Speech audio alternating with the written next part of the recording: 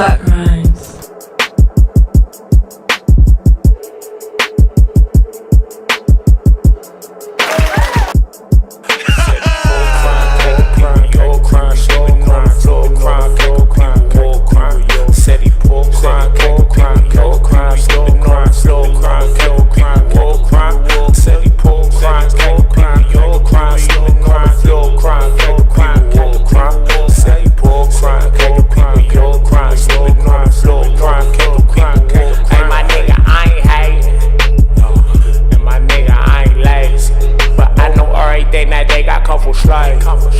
So why you tryna give me occupation? My nigga, I ain't hate, nah. And my nigga, I ain't lazy. But I know hoagies and some cold-blooded killers, rape and thieves. So why should I be patient?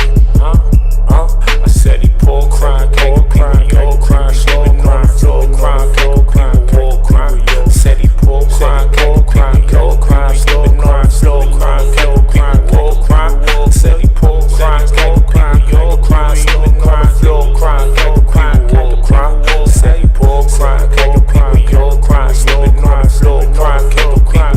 Hey, my nigga, I ain't hating, and my nigga, I ain't lazy. But I know everything that they got come from slaves. So why you tryna give me occupation? My nigga, I ain't hating, nah. And my nigga, I ain't lazy. But I know hoagies and some cold-blooded killers, rape and thieves. So why should I be patient?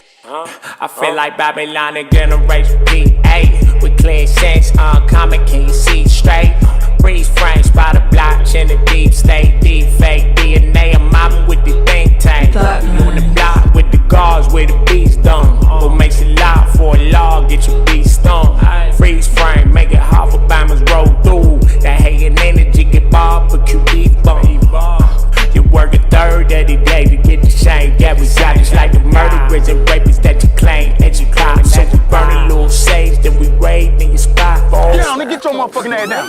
What that motherfucking dope at? Fuck, nigga. Pull crime, yo crime, slow crime, flow crime, yo crime, pull crime. Said he pull crime, yo crime, slow crime, flow crime, yo crime, pull crime. Said he pull crime, yo crime, slow crime, flow crime, yo crime, pull crime. Said he pull crime, yo crime, slow crime, flow crime, yo crime.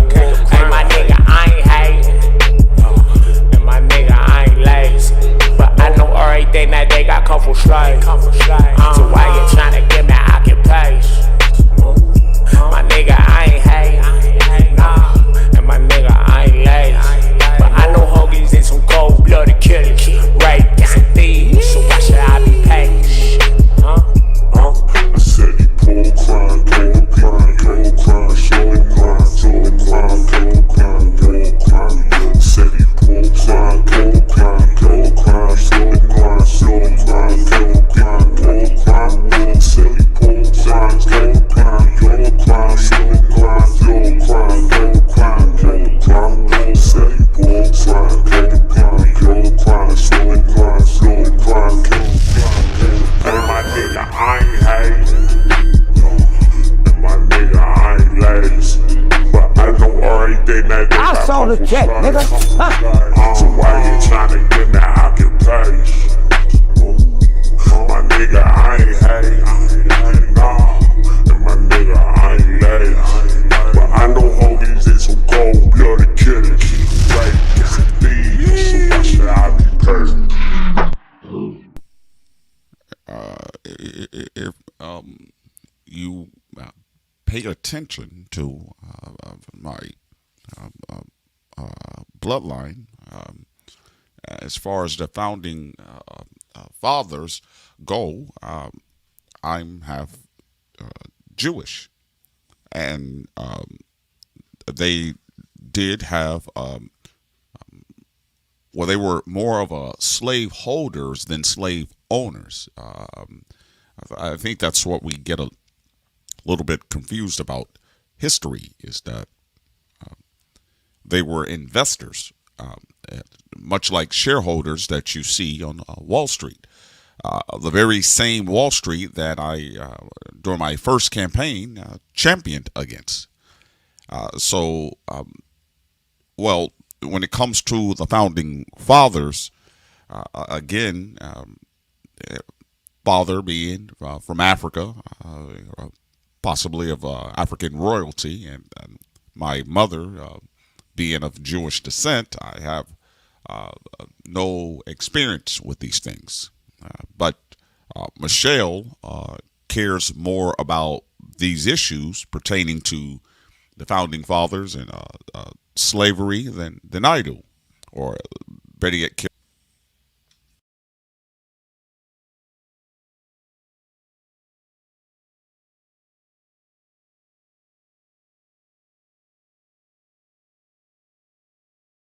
Warning: the Federal Communications Commission has determined the following content to be emotionally harmful.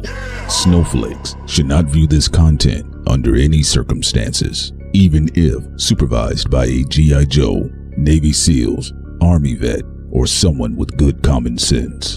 The views and opinions expressed, including the depictions of persons of color, corrupt politicians, white people with or without a tan, haters who have yet to brush their teeth typing angrily in the comment section with hot breath syndrome, do not reflect any official policy or position of the U.S. government.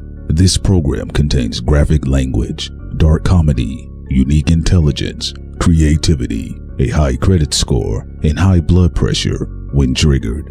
This program has also been accused of racism, violence, misogyny, mansogyny, feminism, MGTOWism, defacement of celebrities, and of course, being a bully. Welcome to Thought Crimes. Thought Crimes.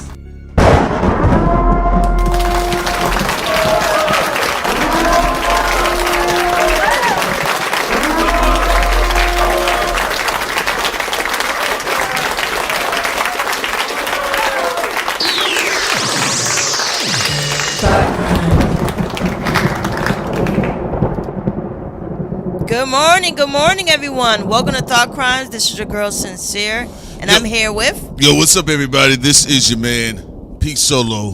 Good morning, everybody. I hope everybody is doing pretty well. Ain't nothing but a gangster party. Yeah, that's right. It is. It's a gangster party. It's called the United States of America. Make sure y'all buy our gangster party wine. It's going to be out there for a mass distribution soon. Okay, a gangster party is gonna be of all the dead gangsters. It's gonna be on the wine bottle. Make sure y'all cop that. All right, y'all. Look at y'all. Y'all talking about the stream. Y'all said the CIA said not today. All right, but we are going to proceed with today. So we hope you guys can hear us. Correct? You guys are doing all right. Shouts out to Code Knox in the building. Shouts out to Emperor in the building. Fire in the building. Hold your horses is in the building, okay? We got 3334 in the building as well. Let me see who else in there. My man with the MF Doom mask, Flow 40 Cool. You've been here for a minute, so shouts out to you. All right, let me see who else we got. We got Metaphysics. Come on there, Metaphysics. We know you studying the sciences. All right, I'm going to keep shouting y'all out as we ride into it, all right? We got Jen in the building. We got Jackie. Big Jen on deck, man. Y'all better not say nothing about them Capricorns. You better not. You better not. We got Jackie in the building. We got Emperor in the building. Emperor Trey. Wow. We got Ree. We got Woke One. We got Code Knox. Yeah. So, anyway, let's get into it. Sin, how you feeling? You feeling all right today? Yes, I do feel good. People are tagging us into a whole lot of things on X. A lot of drama, right? We will on Patreon be talking about the Snow Bunny who came out talking that talk. She came out saying... She came out to melt the Snow Walker. Snow Bunny versus the Snow Walker. Hey, y'all. I know y'all have issues, boy. I'm telling y'all, the Snow Bunnies, they the first ones to tell. They're going to get you.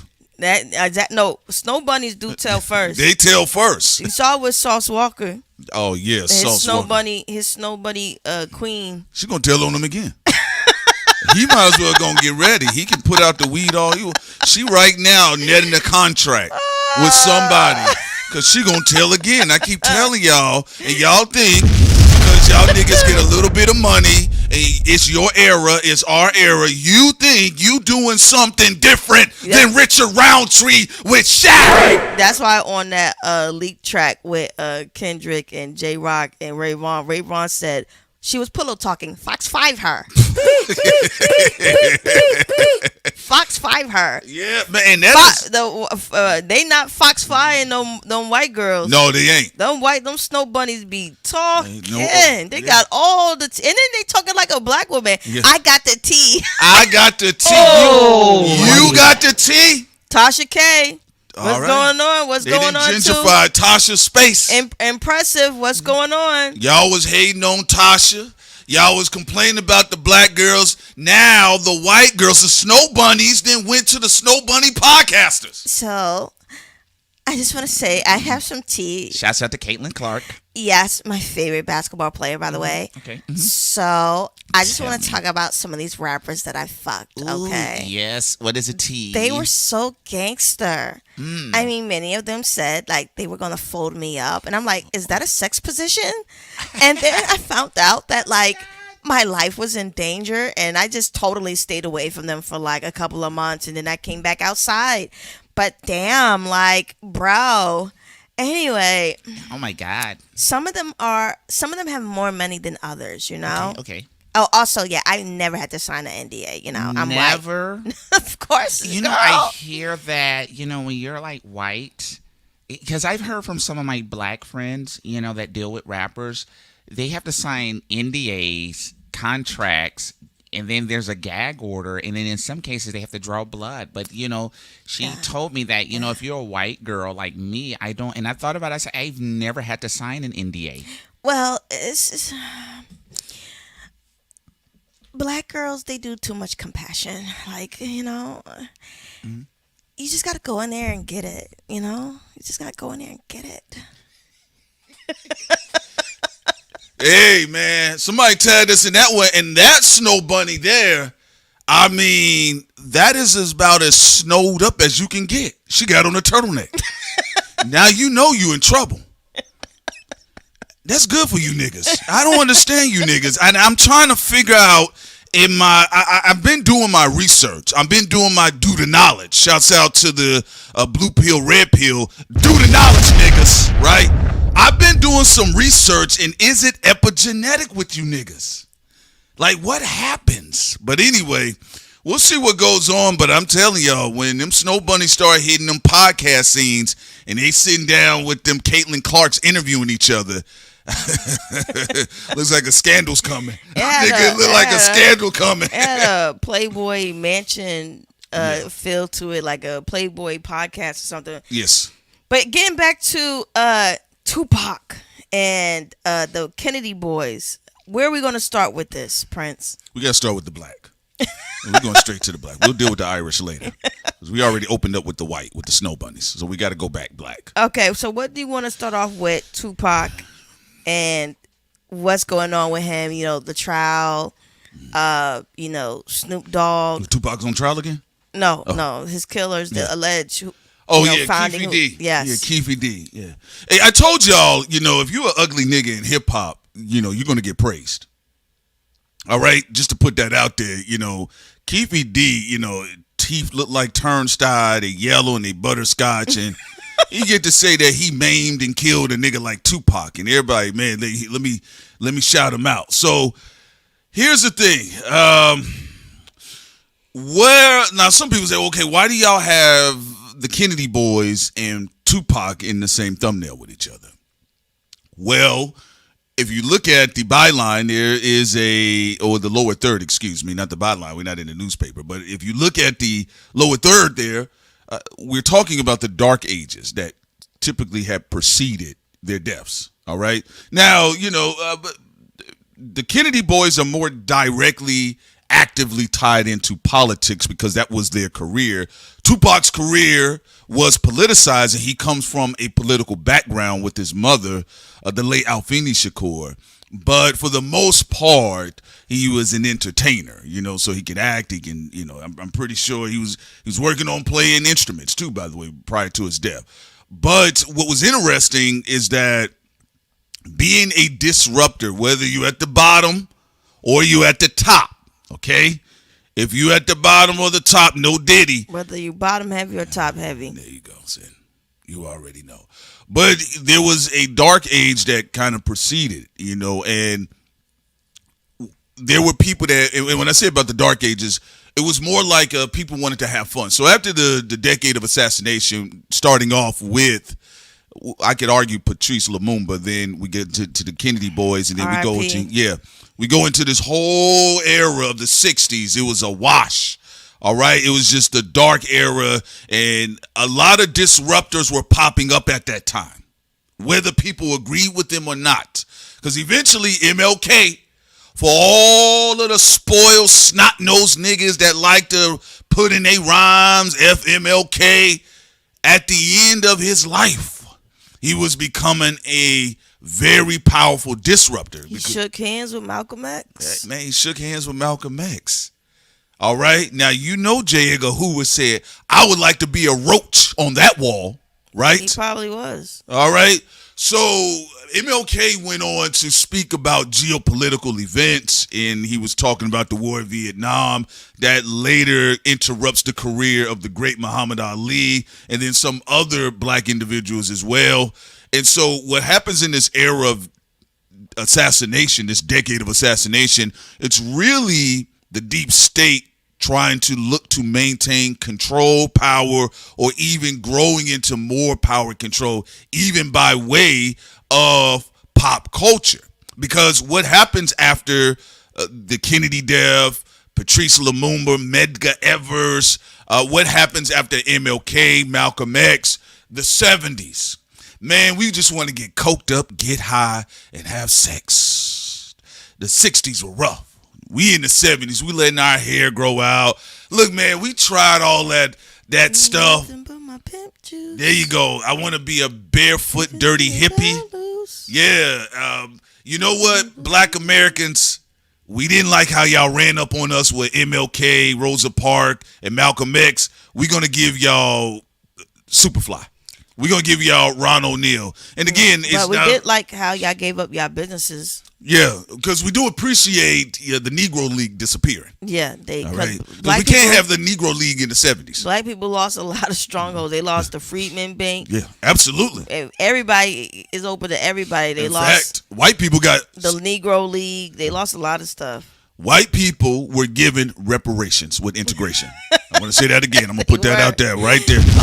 White people were given money. Yeah, a whole lot of money. Spend that. It's a whole lot of money in this motherfucker. I can't stand the blacks, but there's so much more money. Ooh, bang, bang.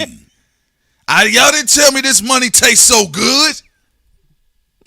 Y'all didn't tell me that. Yeah, this used to be owned by like a black family. Wow. Yeah. I mean, 40 acres and a mule, my ass. All right. So after the whole integration situation that had taken place, and then the assassination, because what were black Americans repaid in? Black death. Thank you for the business boost, the business boom. Thank you for your businesses. Thank you for your infrastructures. And fame. Oh, my God. The fame. And then after that, they killed all the leaders, right? So then in the 70s, and I'll just tell you this, I had a family member that talked to me about, because they were alive during Jim Crow, they talked to me about what it was like to witness the power of media. The power of media is very, very effective. That's why what we do online does matter. It doesn't matter what Grange, Lucien Grange, even Jimmy Iovine. It don't matter it don't matter if it's Jay-Z telling people we pass nil. It don't matter if it's academics.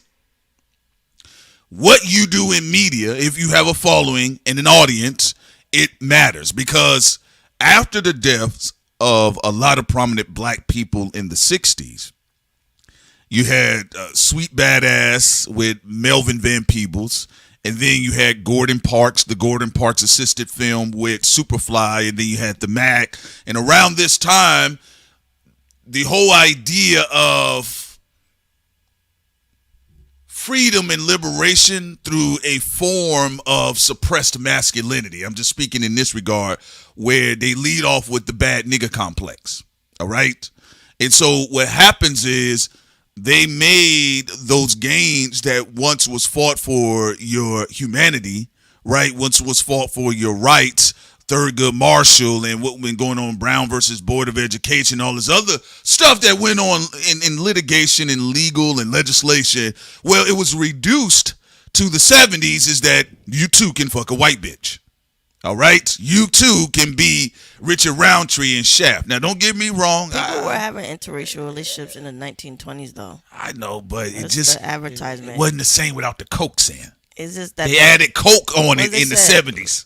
Miscegenation laws. Must be my miscegenation. Running away with me. All right.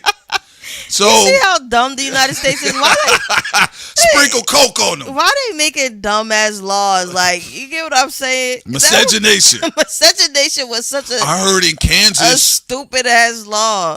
There are a lot of stupid laws on the books that are not enforced. I heard in Kansas said you can't put ice cream on cherry pie. That's what I'm saying. That's stupid. People forget who wrote that. Laws are not about morality, and a lot of times it's not even about ethics. It's about power. It's just about power, y'all. Basically, they just want to tell people what to do. Yeah, it's just about power, Charlie. That's it. People up there arguing all day. It's about power. All right, that's all it's about. Like Nina Simone said, power. That's all it's about. Power. Right? So, like Sin stated, they've always had interracial bang-banging going on. They just sprinkled coke on it in the 70s. All right? I mean, that's really what it is. Because think about it. What's literally the difference from guess who's coming home to dinner? And she is a white girl. Right? And then what you got in the 70s, right? But it's not just black men.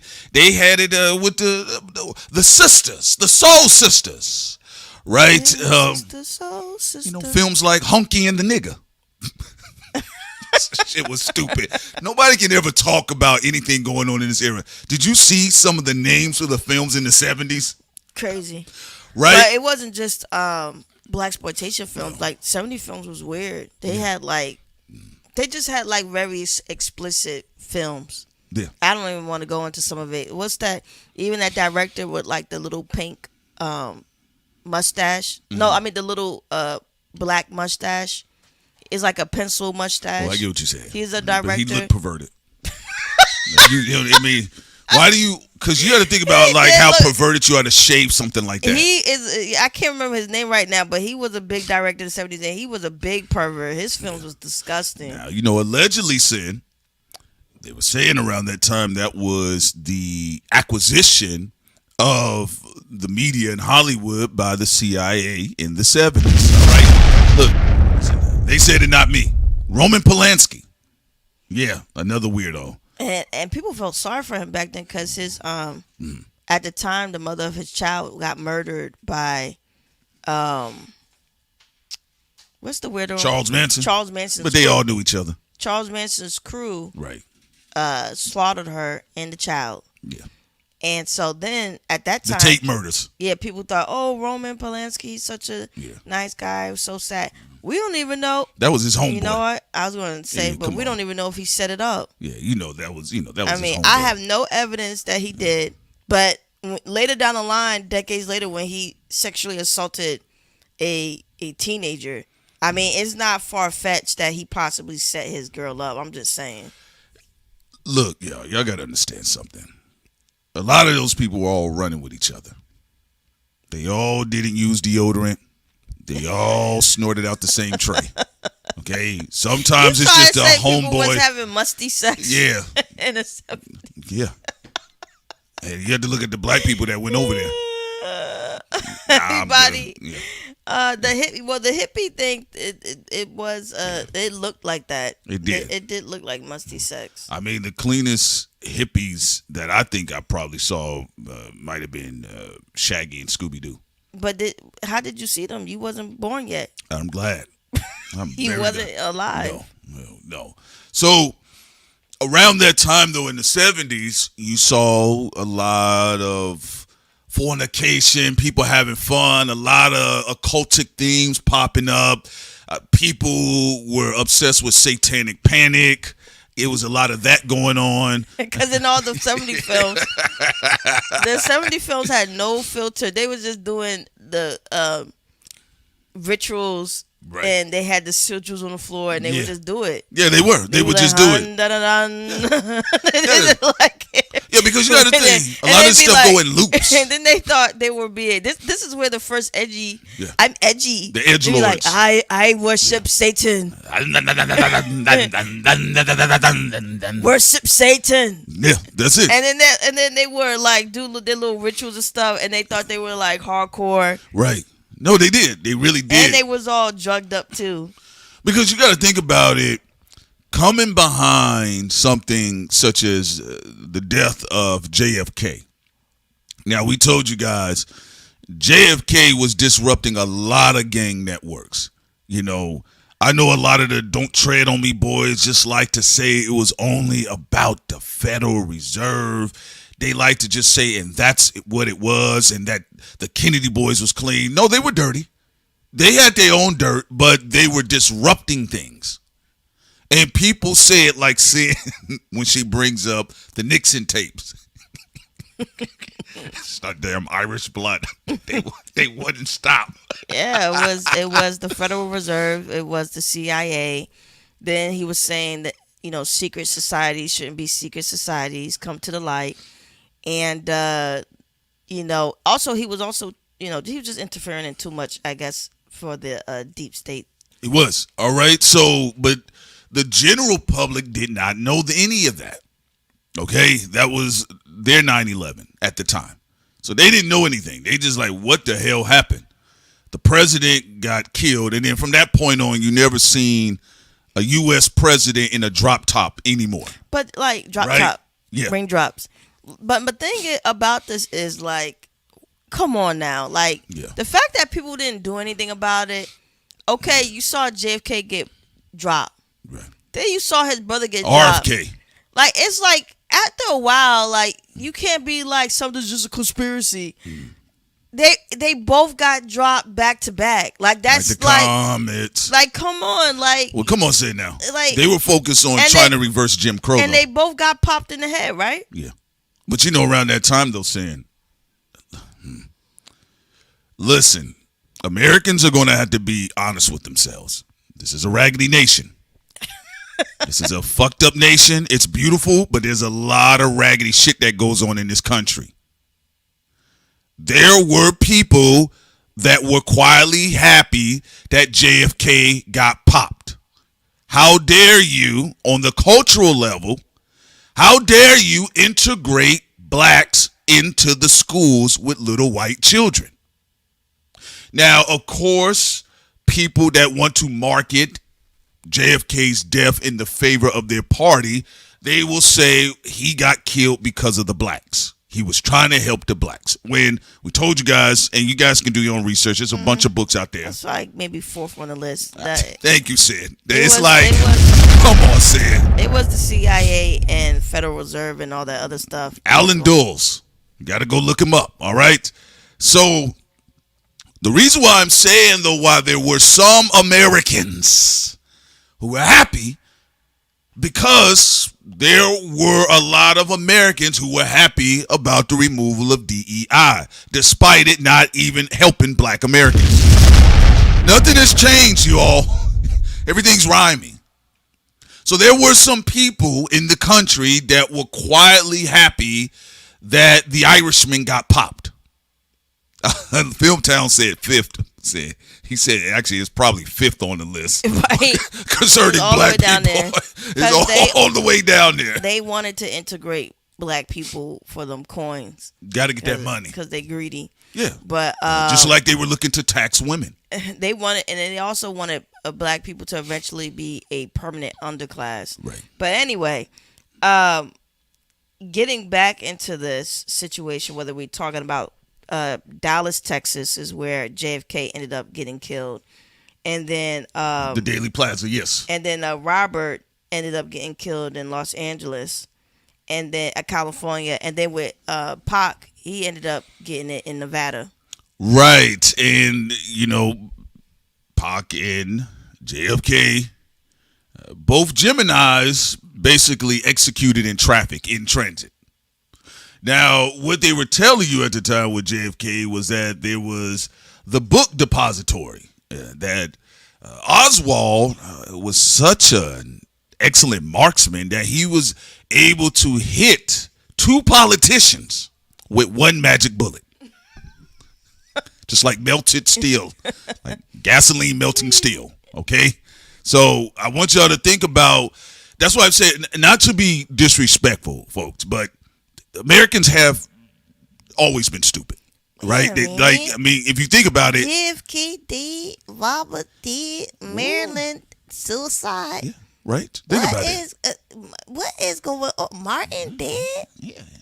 Malcolm dead? All killed with the same bullet. Damn, what? Damn. I can't put something is wrong, honey. Wumpa-dumpa-dumpa-dum. I just feel like it just, something don't make sense. But anyway, they trying to bring blacks into my store. Oh my God. Yeah. First of all, you can't force this in our culture. Yeah, I gotta understand. Like, okay, you guys see how frustrating some of you all feel when you're looking at like Americans, like even homeboy sliding back into office. That's what I'm telling you all. Of course, they could tell people in the early 60s that 2 politicians in the drop top from the book depository, they can get popped with one magic bullet. First of all, what you're seeing is not what you're really seeing. We have a free market. We don't have crony capitalism. We have capitalism. And if you lose in this game, it's just because you wasn't working hard enough. Thank you. Now listen to this. Kennedy was struck in the upper back, neck, and head. All right. Now remember, there was the magic bullet theory. This shit was said live on television. You all, I want y'all to think about that. Okay, because I want people to. Our job here, a lot of times on Thought Crimes, is that some of this stuff y'all kind of got to let go and make sure you prioritize things in your life so you don't get lost in just perpetual pessimism. Hate to break the news to you, humans have always been stupid. Okay, humans love to follow the tallest, most good-looking or popular leader. They want to be a part of groups. I'm not saying that we're not great innovators. I'm not saying we've had great story arcs. We actually talk too much about that. We do need to talk about the times where humans was just fucking stupid. We do tend to choose the wrong people. Right. It's like a man or woman who always complaining about choosing the wrong partner and then crying to the public. Yeah. Like, yeah. No offense, yes. But y'all had a lot of great people that you didn't choose. I mean, we got to talk about that. You believe in the devil and picked him. And choose Satan though, and then you cry about it. Yes, while the people who sacrifice and put their life on the line to help society get killed, just like we talk about the scientists. Them scientists who weren't greedy, like Elon Musk, who wasn't getting government subsidies. They have all these innovative ideas and trying to cure diseases. They get killed because they're not attention whores. But American loves the raggedy shit. People want to fake Tony Stark. No, you're right. I mean, I'm glad you brought it up. Look, folks, everything, even with the crest, this is an extension of the Roman Empire. All right? That kind of mocks and mimics Kemet at times and other parts of Africa. All right? But here in this country, folks, this is what America loves. It's the butcher from Gangs in New York. That's what America's spirit animal is. Think about it. He was crying about trying to get me behind my back. Bro, bitch. You put an axe to a man behind his back when he was about to go back to his store and said, let's handle this like gentlemen. And you threw a fucking axe in his back. And then he talking shit like he has some form of fucking integrity. Try to get me behind my back, boy. Leonardo DiCaprio character deserved to get your stupid ass. You talk like you have integrity. Yes. kill somebody when their back was turned to you, Oh. but then talk about trying to get me behind my back. Tried to get me behind my back, boy. Saved my life one day just to take it the next. Like, Yes. shut your stupid ass up. Talking about. Fresh out, you better break the bad boy. What you talking about? That is the spirit of America, the butcher. All right? A homicidal hypocrite. I would have snuck up on the butcher. All right? So think about this, all right? So they're saying here there were 3 shots fired in a short span, roughly 6.8 seconds based on acoustic and witness evidence, though the exact count and origin of each shot remain disputed. Kennedy was struck in the upper back, neck, and head. Governor John Connally, riding in the same car, was also wounded. That's why I said 2 politicians got hit that day. And so you saw, if you look at the Zapruder film, you can see Kennedy clearly is getting, he grabs his neck and his wife is like, yo, you okay? And then you see his head explode, right? So they told you all that. That was 1 bullet. Okay? And seeing something as horrifying as that for national television, again, I had family members that I think they were 6 years old or 9 at the time. And they said they actually remember watching the motorcade, right? And this was him going through Dallas. And they said they were surprised and they were shocked. It was the first time that they saw something like that on television. Remember that he did offend the occultic circles too, because they had a CIA tarot card agent. Yeah, because remember, psychic, yes. Yeah, remember they do be having FBI, CIA psychics. Right. Yes. That be out there. Dr. Umar Johnson. And one of the psychics he talked to, but she was, again, a part of, I don't know what occultic order she came from, but she was definitely working with the feds. And, what did she say again to him? She was talking about Dallas, Texas, and that he might want to try to be careful. And it's not necessarily anything new per se, just to say this, because Nancy Reagan, after her husband got shot, she consulted an astrologist. I need to talk to you. Nancy, I think that I feel, honey, feel.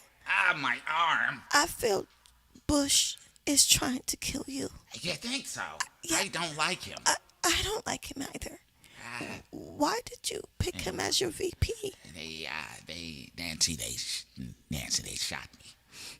They shot me, Nancy. And if I don't do it, they'll shoot again. Okay, and I said I will do it as long as I can oppress the blacks. Dumbass Reagan. Sacrifice the blacks. That's all he cared about. That's all they cared about. Sacrifice the blacks. Just don't shoot me again. And his gay friends. Yeah. All right. So, yeah, with Nancy Reagan, and you guys know about the original Superhead. You know her history, right? Allegedly, yep. Y'all got to check it out. Okay? Go check out the author, Kitty Kelly. All right? She's wrote some unauthorized autobiographies or biographies, excuse me. Like you said, she alleged that she was Superhead. Hey, man. She did. That's what she alleged. I told y'all, man. All right? So y'all better look it out. Because, see, we hear about rap music and hip-hop, and we think like, we are so ghetto in our culture.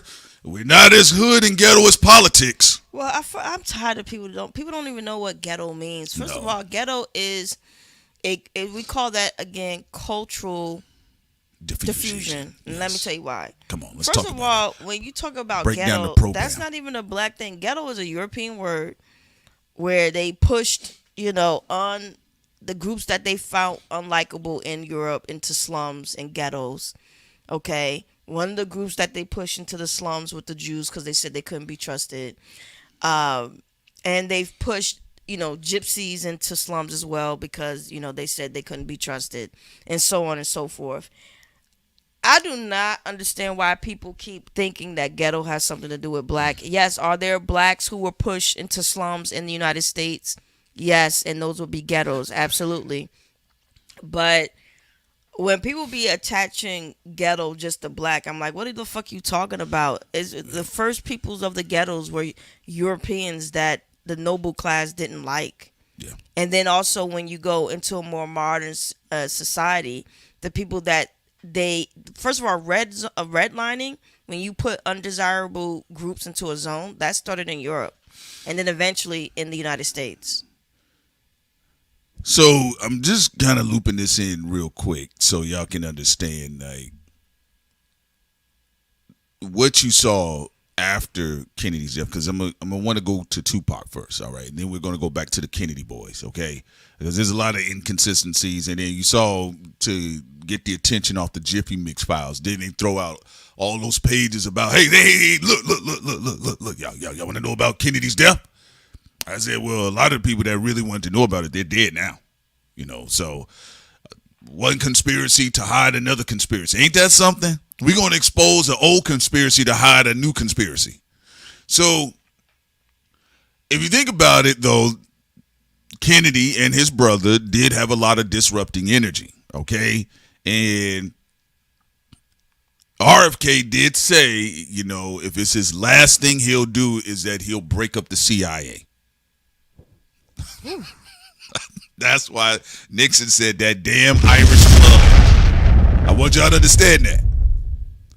Okay, the Kennedy brothers, the double dragon, Robert said, RFK said, look, if it's the last thing he does, he's going to break up the CIA.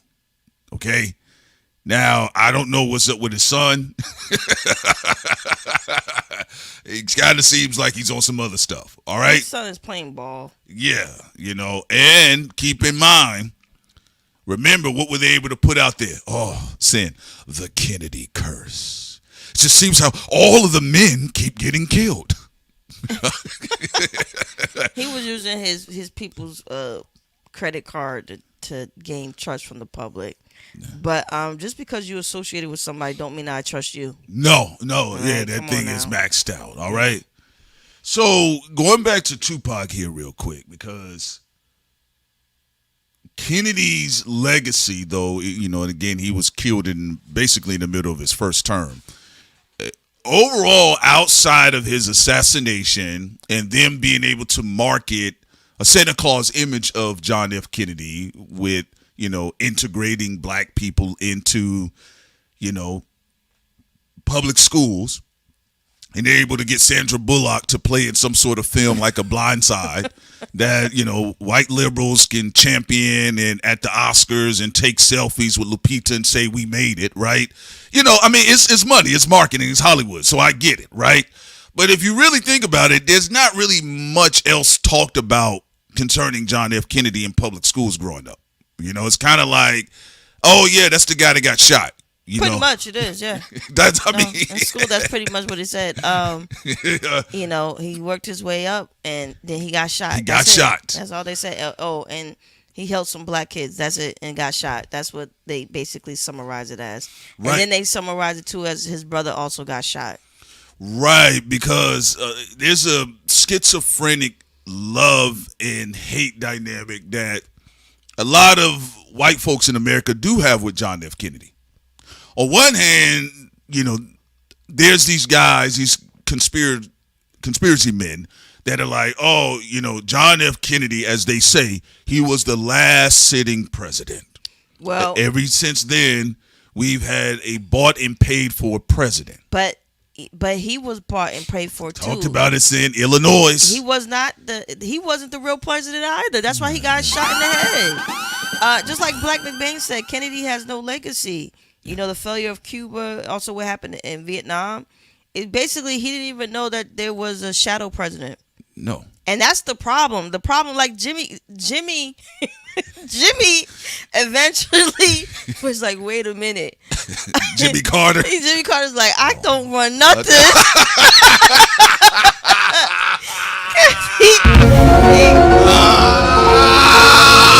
he was a peanut farmer who was trying to get all these blacks into his cabinets and stuff. He's like, wait a minute, I don't run nothing, bro. You know why? Now, here's the interesting thing. He said, who the fuck is really running this joint? Here's the strange thing about Kennedy, all right? Now, you heard about them allegedly stealing Illinois, the mafia, all right? Now,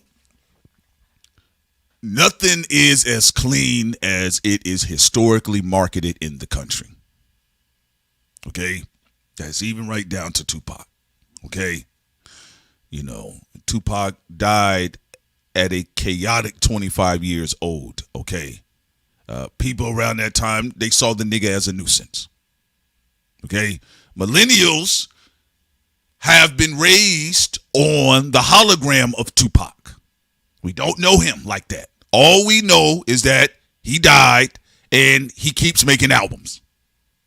And a lot of his songs are good, right? But with Kennedy, you have to think about what does this country do very well.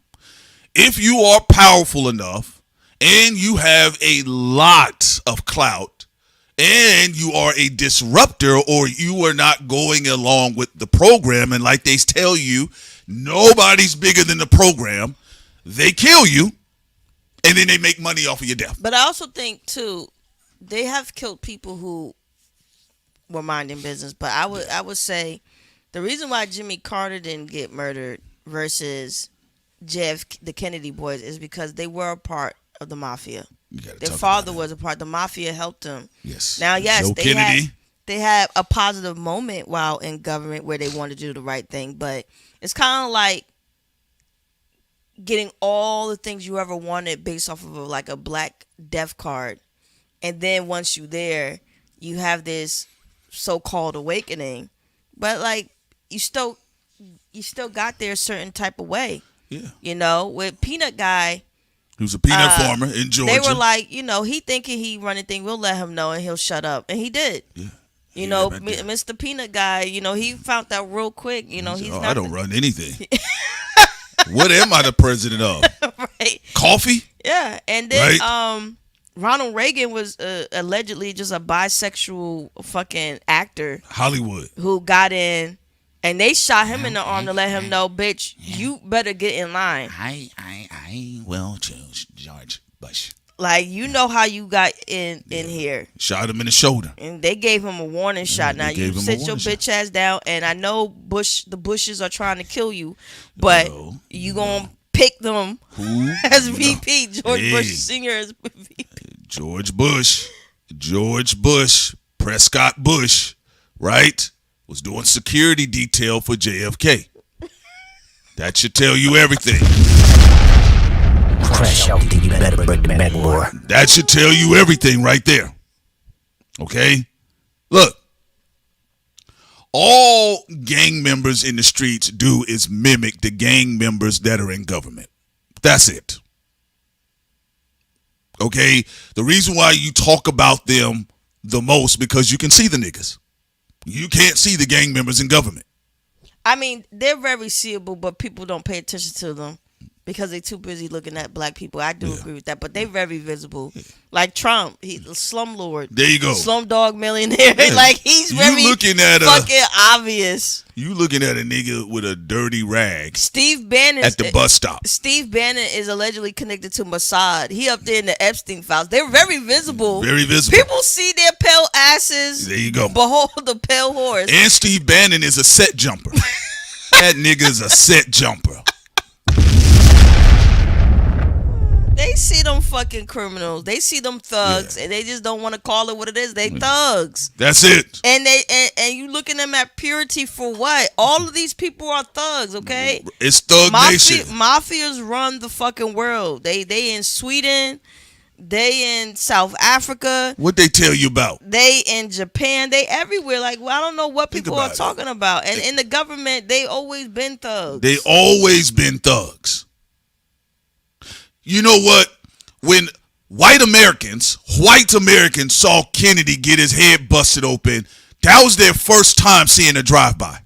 Yeah. That was a drive-by. That's what that was. And it was also to put white people in their place. So, like, we give you more gifts, but you don't run shit either. You better stay y'all stupid ass in line. That's what that was about. That was their first time seeing a gang shooting publicly. And see, like Sid stated, after you take off the commander-in-chief's head, what else is there? Who else gonna stand up? Well, Robert was still standing up talking shit, and then they got him in the kitchen. He already knew they was gonna slide on him. That's why he was in Harlem. That is true. No, he was in Harlem. Yeah, y'all got to understand. No, that's true. RFK already knew what time it was, and he said he was going to find out who killed his brother. They said, And don't worry about I it. tell you, I'm doubling down. And to the black community, my brother too was murdered by a white man. See, they sped it up when they heard him say that. All right. Well, they split it up because he was damn near one step away from joining the FOI. There you They go. said, get rid of him. So he was killed at his Democrat convention, right? And they saw this take place publicly, right? And so it also did a psychological effect. It created a psychological effect on the country. You have to think about in the manner that the orchestration, like to orchestrate a killing like that. Because let's be real, man, they could have got John in his coffee. He could have just had a heart attack in the Oval Office. They didn't, right? They first of all, they know how to kill people peacefully. Come on now. They be putting for artists. They be putting LSD and drugs in their coffee. No, they could have gave him just a little heart attack. John had an aneurysm. A little couple of seconds. Jackie was there. Instead, they made it a public execution. Loud and messy. And that scared the shit out of a lot of people. And they said, guess what? We're just getting started. Because remember, this is in 63. We got to get to 68. So we got other prominent figures to kill. Okay. They went on a 10-year killing spree, bro. That's why it was nicknamed the decade of assassination. They didn't care. And that's press the button, press the button, press the button, press the button, press the button, press the button. Yeah. And you got to understand, they were indiscriminate with it, too, because Irish and blacks were getting killed. And some Muslims. The only thing they didn't get a chance to do. Who didn't get in line. Right. Hell, if they had a huge, prominent black woman, she would have been assassinated.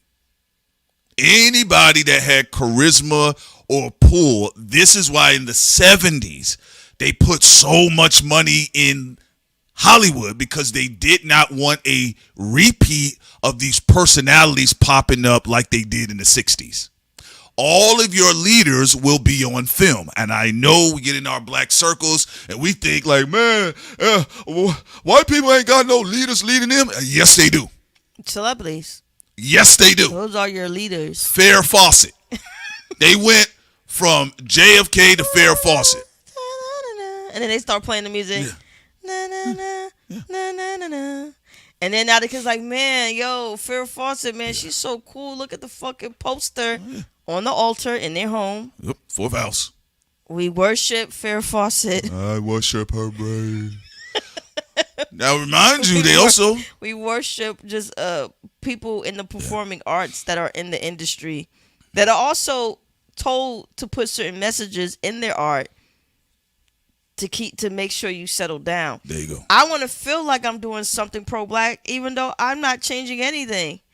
I want to feel good. Well, what did some of the guys say?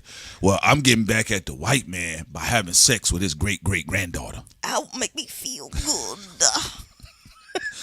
All right, nigga. And they try to turn black people into just Halle horny. Berry in that movie. Just make me feel good. But that's what they turn every American into. Make me feel good. Alvin Gracie said, y'all giving them too much power. They can't easily take people out. It's not about, we're not giving anything to anyone. We're just telling you what the history of it is. That's it. Because realistically, you got to understand, they did take some things from the 60s. They did understand celebrity. They understood the power of media with Martin Luther King. They understood the charisma of Malcolm X. They understood the charisma that John Kennedy and Marilyn Monroe. Marilyn Monroe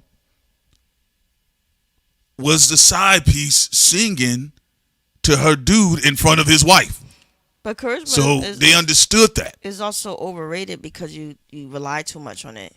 It can't protect you. Like even with Pac thinking that, you know, these gang members are going to even think about his charisma or even the money that they can make. No. He still got killed. He still got killed. Even like them gang members didn't think about, Yo, Pac sure is charismatic. Right. I mean, they said he's sure charismatic and still kill him. Or Keefy D so twisted, he said Tupac is still his favorite rapper. Yeah. One of his favorite rappers. And still set him up. And he also said Drake and Tupac are his two favorite rappers. And then you also had a situation, even they don't even think about the money sometimes. No. They weren't thinking about me, and we could sure make a lot of money off of Tupac. He might get us to $1 billion. They gave allegedly $1 million they never collected. No. Keefy was crying for decades. He wanted reparations. And the money. Like, bro, like he was trying to. So you didn't secure the money before killing Tupac. And then another thing is, remember, there are a lot of dumb street dudes out there. No offense. Right. So the top heads of mafias know they're stupid foot soldiers that they can sacrifice and pay them nothing. They call them crash outs. Yeah, we'll pay Crash you. out, you better break the backboard. We pay you crash out. Yeah, we'll pay you some money and don't pay them nothing because the crash out is meant to die too. There you go. Or end up in prison. You know? Just like Oswald. Now you have crash outs and you have patsies. You know, and now I wasn't there.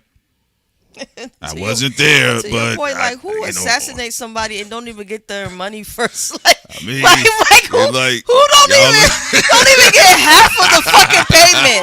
Like, okay, give me the first half and I finish it, give me the second half. And then what type of assassin you are that you don't even kill the person who don't give you your payment? I'm gonna need all that up come front. Come on, like what the fuck are we talking about? I'm gonna need all that up front. You got me going to go kill Tupac and Suge. I need all of that up front. I'm just saying, there's no way I'm walking around and be like, yeah, man, just make sure y'all take care of it and we'll get back to you. All right, you get back to me and then we'll take care of it. That's why he couldn't leave the United States. He didn't have the money. He didn't have the money. He had all this opportunity to flee the United States of America. That nigga was in Vegas. But he couldn't because they didn't pay him. Yeah. He didn't get the money. He didn't get the money. And that's crazy.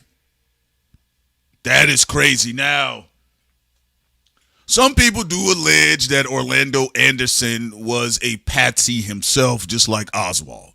And remember, with a lot of grand assassinations, individuals that are politically tied to events or politically charged individuals, there's always, with public assassinations, there's always typically patsy somewhere.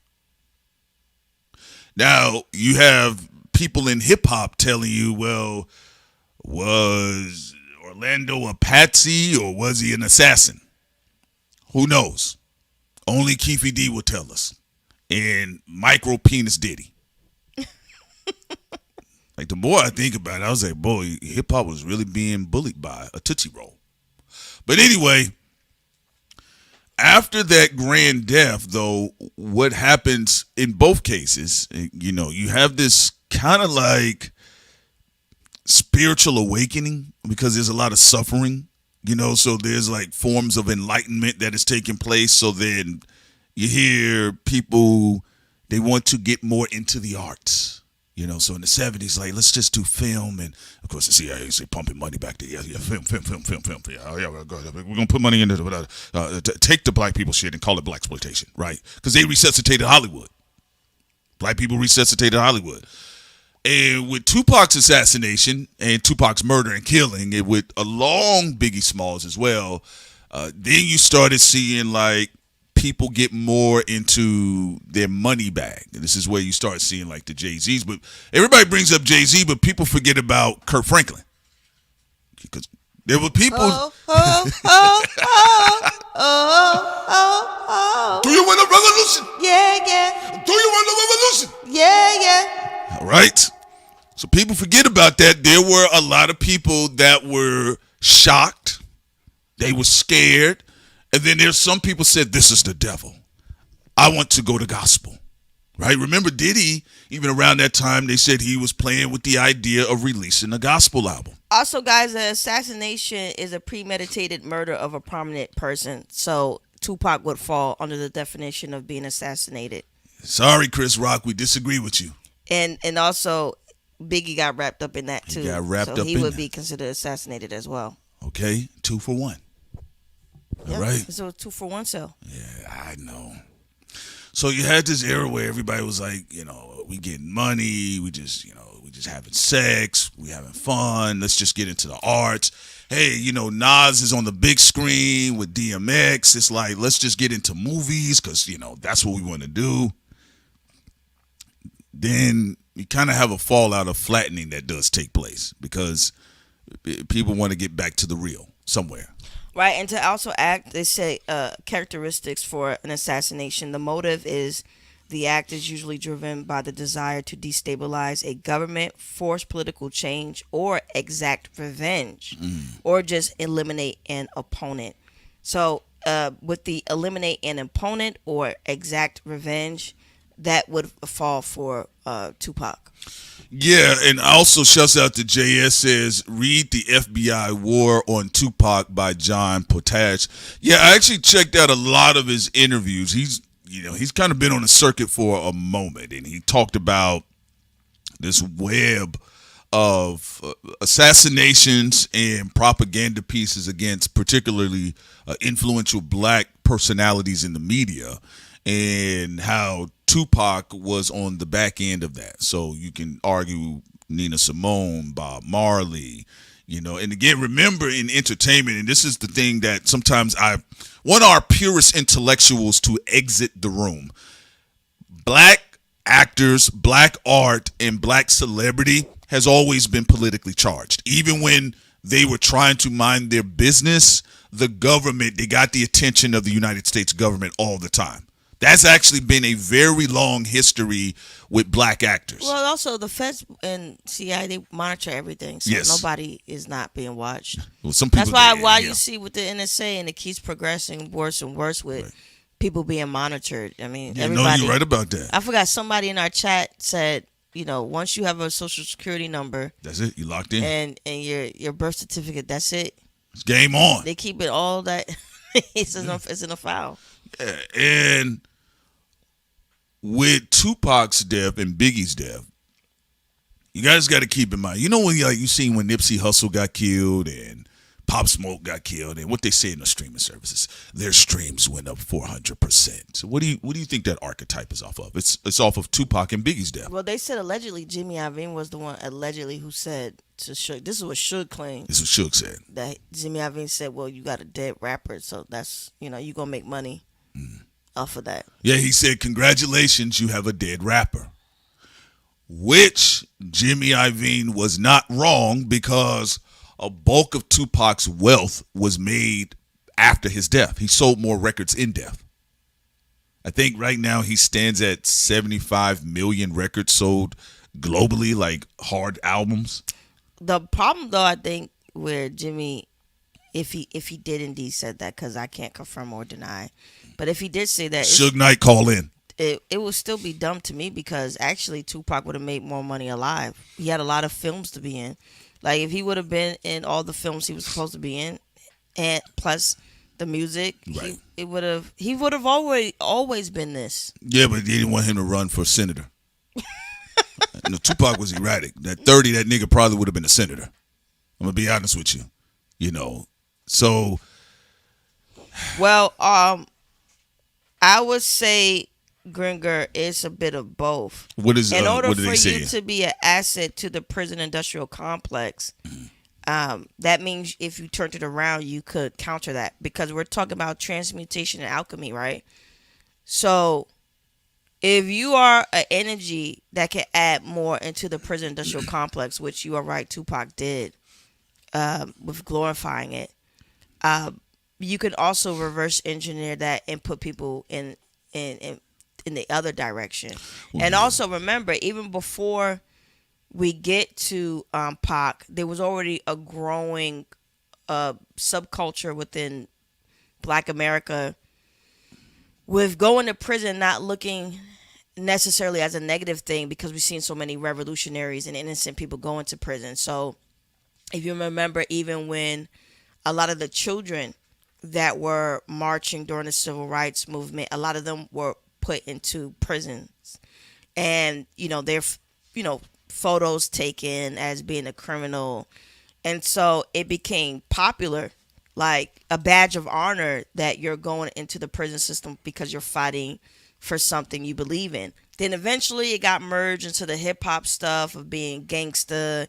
And Tupac was supposed to be a mixture of both of those energies being promoted within the prison system.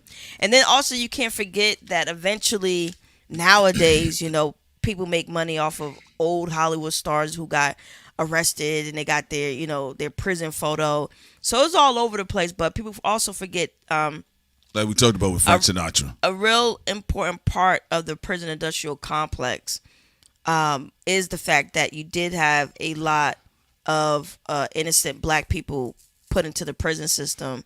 You had a lot of children who was put into the prison system, and also the kids that were also involved in the civil rights movement. A lot of people don't talk about that, but I went and watched their documentaries and read their books and their stories, and they talked about going to prison, being locked up. Well, again, Tupac lived, his life at 25. That's where he was pretty much executed. And it is on record that the FBI and the CIA was monitoring Tupac, just like they typically monitor most Americans, especially though very prominent Americans, and even in a more exclusive class outside of double agents of espionage, Black Americans, Black famous people.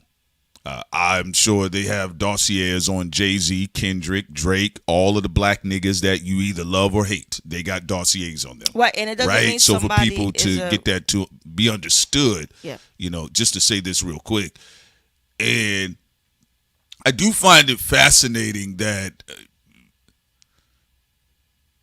it's something that I think people typically kind of argue about Tupac because we've seen so many performance artists that have had less impact. So then people kind of go back to a source where the entertainment industrial complex was able to kind of find a marketing space, which is the dead rapper after Tupac. Well, yeah, and it's something like people got to, again, slow it down. Before you get to Tupac, there was already a prison culture based off of locking up innocent Black people.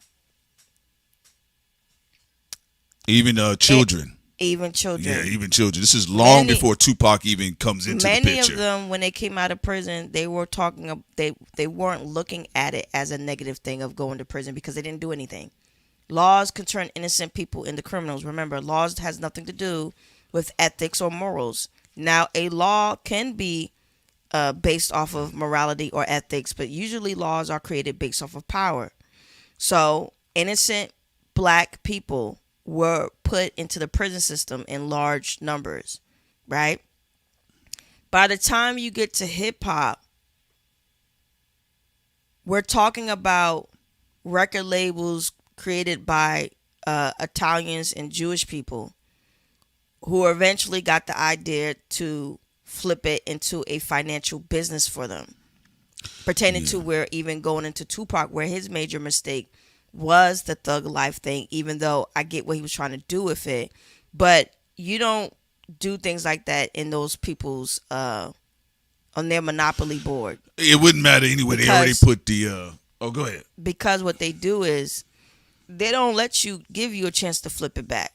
A lot of Black people in Hollywood, they always think they'll have a chance to flip it back in the right direction. They're already monitoring you. So, the best case scenario is not to even go in that direction to begin with, in my personal opinion. Well, just to get to this point here, though,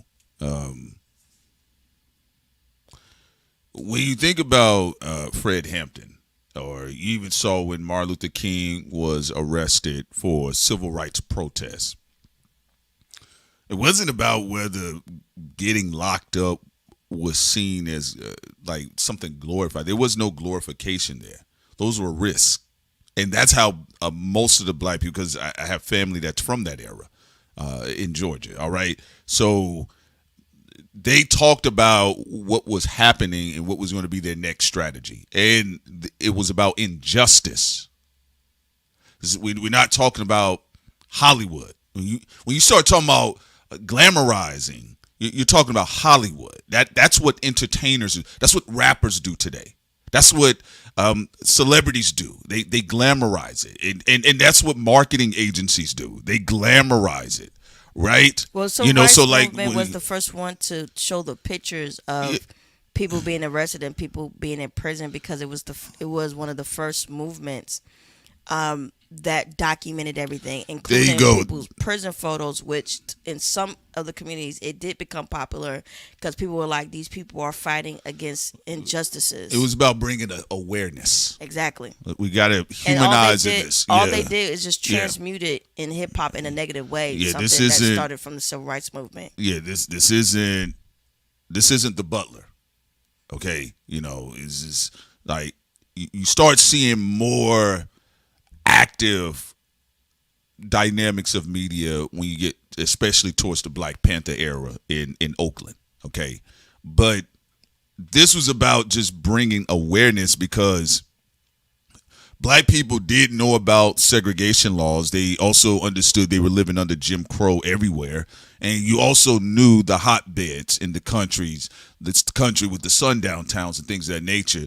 And so what you see with the civil rights situation that ended up taking place, of course, what was going on in Selma on top of that, but, it's across the South, even, you have Bull Connors everywhere. It's kind of like the same thing when there was attention brought to Ferguson. Okay. Now, did you have people that came out there like Blue Vests and exploit the moment because they were plants? Yes. But when you're talking about whether, to Sin's point, whether you talk about, they're going to be anybody that stands up against a tyrant regime in any country, even the guy in Asia that stood in front of the tank, his image became popular everywhere. Right. That's what that's why it needs to be told.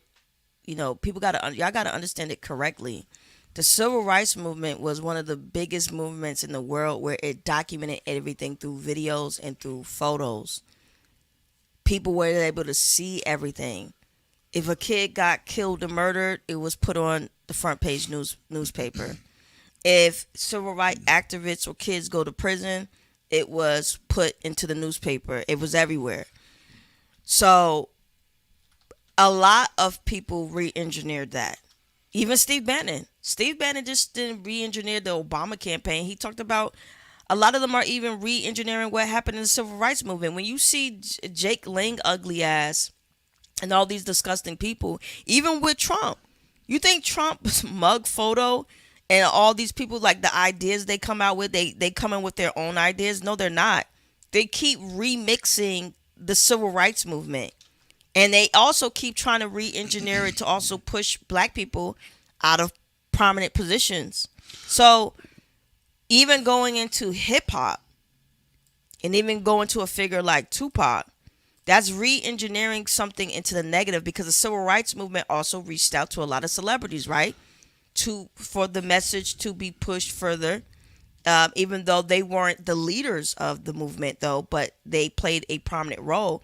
So everything you see, remember, these people were documented. Everything they did, right? The CIA, the FBI, they documented everything to a T. And this is why a lot of the games that are played against black people are against, again, the civil rights movement just being re-engineered. Well, also, let's kind of, so we can get an understanding of like how powerful media is. And you're right, Sam. Okay, what inspires the civil rights movement, right? People say, well, it's the act of defiance by Rosa Parks, Sister Rosa Parks, right? Well, what pissed Rosa Parks off?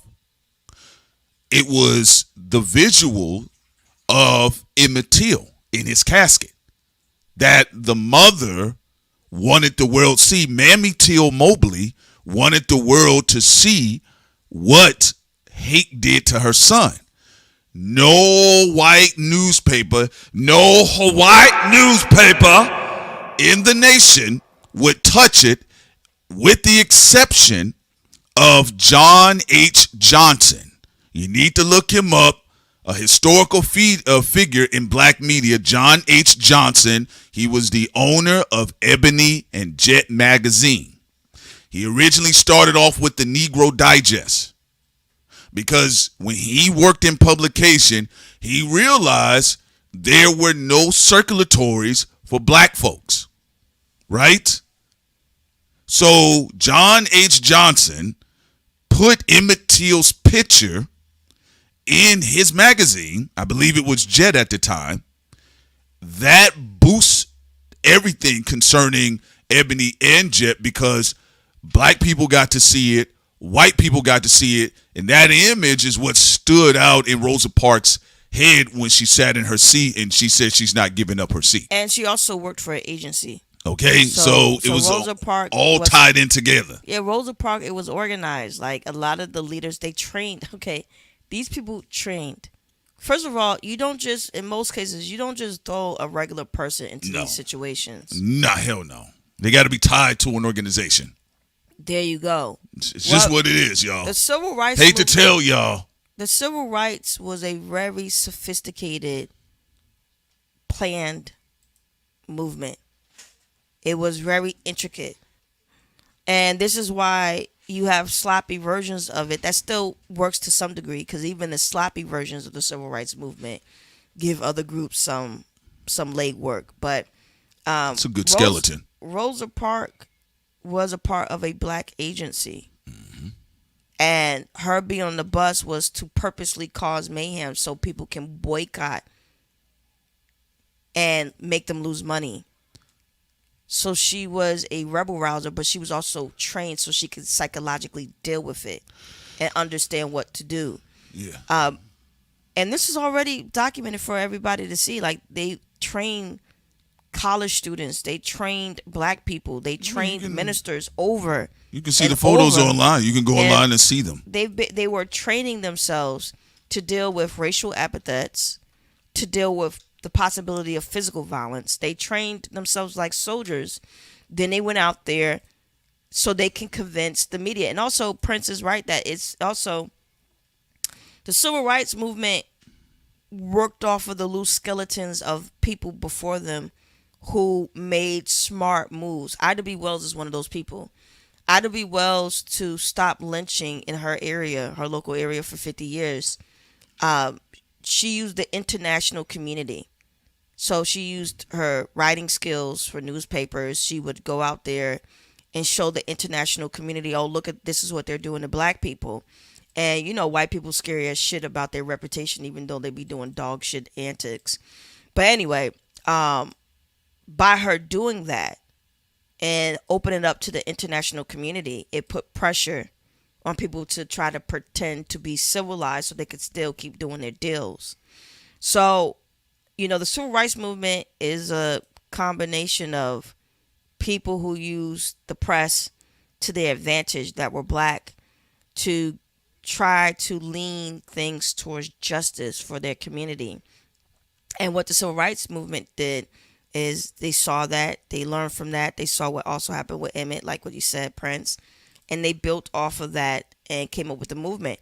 The only mistake that the movement did, in my personal opinion, of course, hindsight is 2020, is they should have integrated a little bit more Booker T. Washington and making sure a lot of businesses stayed black owned. You know, if you're going to have integration in areas where it should be, like, you know, federal public areas where it has a right to be integrated, but you should have made black owned businesses and institutions be a part of being legacy where it can go on, it can't be touched. So you should have made a deal where, like, the Freedman Bank can only be for black people. You should have made a deal where you know, like something like that on the table, And then also public areas that should have always been integrated anyway, because you pay taxes. You should be able to walk in any public place that you want with no issues. The Negro League should have been protected. There's a lot of things pertaining to black-owned legacy that should have been protected, and that's the biggest mistake that, in my personal opinion, that they did. They should have preserved areas where black people were flourishing financially. I think they was focusing too much on the private sector of black people integrated into white industries, and I think that definitely was the problem. Yeah. No, Sid, you're right about that. And to your point, the only thing is that on the back end, financial acquisition, more customers. Because, you guys seen some of the videos. I'm going to play one of them for y'all. But money was to be made. And it is literally nothing new. Like, there are a lot of people that were making money off of the civil rights movement, not primarily black folks. Claudette Colvin was who refused to get up first, but they claimed she was a single mother, so her image wasn't up to par. P. Blazer. Yes, you are right about Claudette, and like Sin stated, it actually goes into what she's talking about. This was all about marketing. That's why the imagery was very important. I mean, again, Life magazine at the time got a boost in publication. Remember, this is kind of like, I think, either the silver or the golden age of traditional magazine media. So people were enthralled with these images. They wanted to know what's going on with the Negroes. And again, around this time, you still have JFK, he's having these conversations, right? And this is 1960. As you see, civil rights, preparation, and protest. Okay? The same tactics in media was used for Barack Obama and, of course, Black Lives Matter. No, right? yeah, that's why the important thing is I think people have to understand the difference. When you're talking about integration publicly and privately and private sector, those are two different things. Public is whatever you pay your taxes into. You as a black person, don't matter if it's mostly white people in that area or not. You as a black person has a right to that area without harassment. Mm-hmm. And that means federal government buildings. That means public parks. That means because you are paying taxes. Yeah, you're paying taxes. So yes, integration for those areas is needed. I mean, like, you pay your fucking money. You pay fucking taxes. You have the right to walk into any public area, into any government building. Now, what we're talking about where integration is an issue is for the private sector. You get rid of your home base when it comes to the Negro League. You shouldn't have done that. The Freeman Bank, which was supposed to be started with the Reconstruction era, that's a goodie deal that's supposed to be just for your community. You don't give that up. Like, those type of things you keep for yourself as a community, and you don't allow that to be a part of a deal where you let those things go. And look, I'm gonna be honest with you. From my own blood, my mother, she said she didn't. There was a lot of people that did not want to do integration, because you got to think about there's uprootment that has to take place. Some of them had to say goodbye to their friends, people in their community, to bus across town to deal with a community that did not want them. So that's why, going back to JFK, yes, there were people that were shocked, but there were a lot of people that were saying, well, that's good for him. Brought those Negroes into our neighborhood. Now, like Sam brought up in a previous live stream, remember, it's all about marketing, because look how they marketed Abraham Lincoln to everybody growing up. Every day, Abraham Lincoln woke up and he was praying for the Negroes. Every day, he was worried about their safety. And then you go into read into history. He says he does not inherently believe that the white man is anywhere intellectually or spiritually equal to the the Negro is equal to the white man, and if he could, maintain the order and then maintain slavery.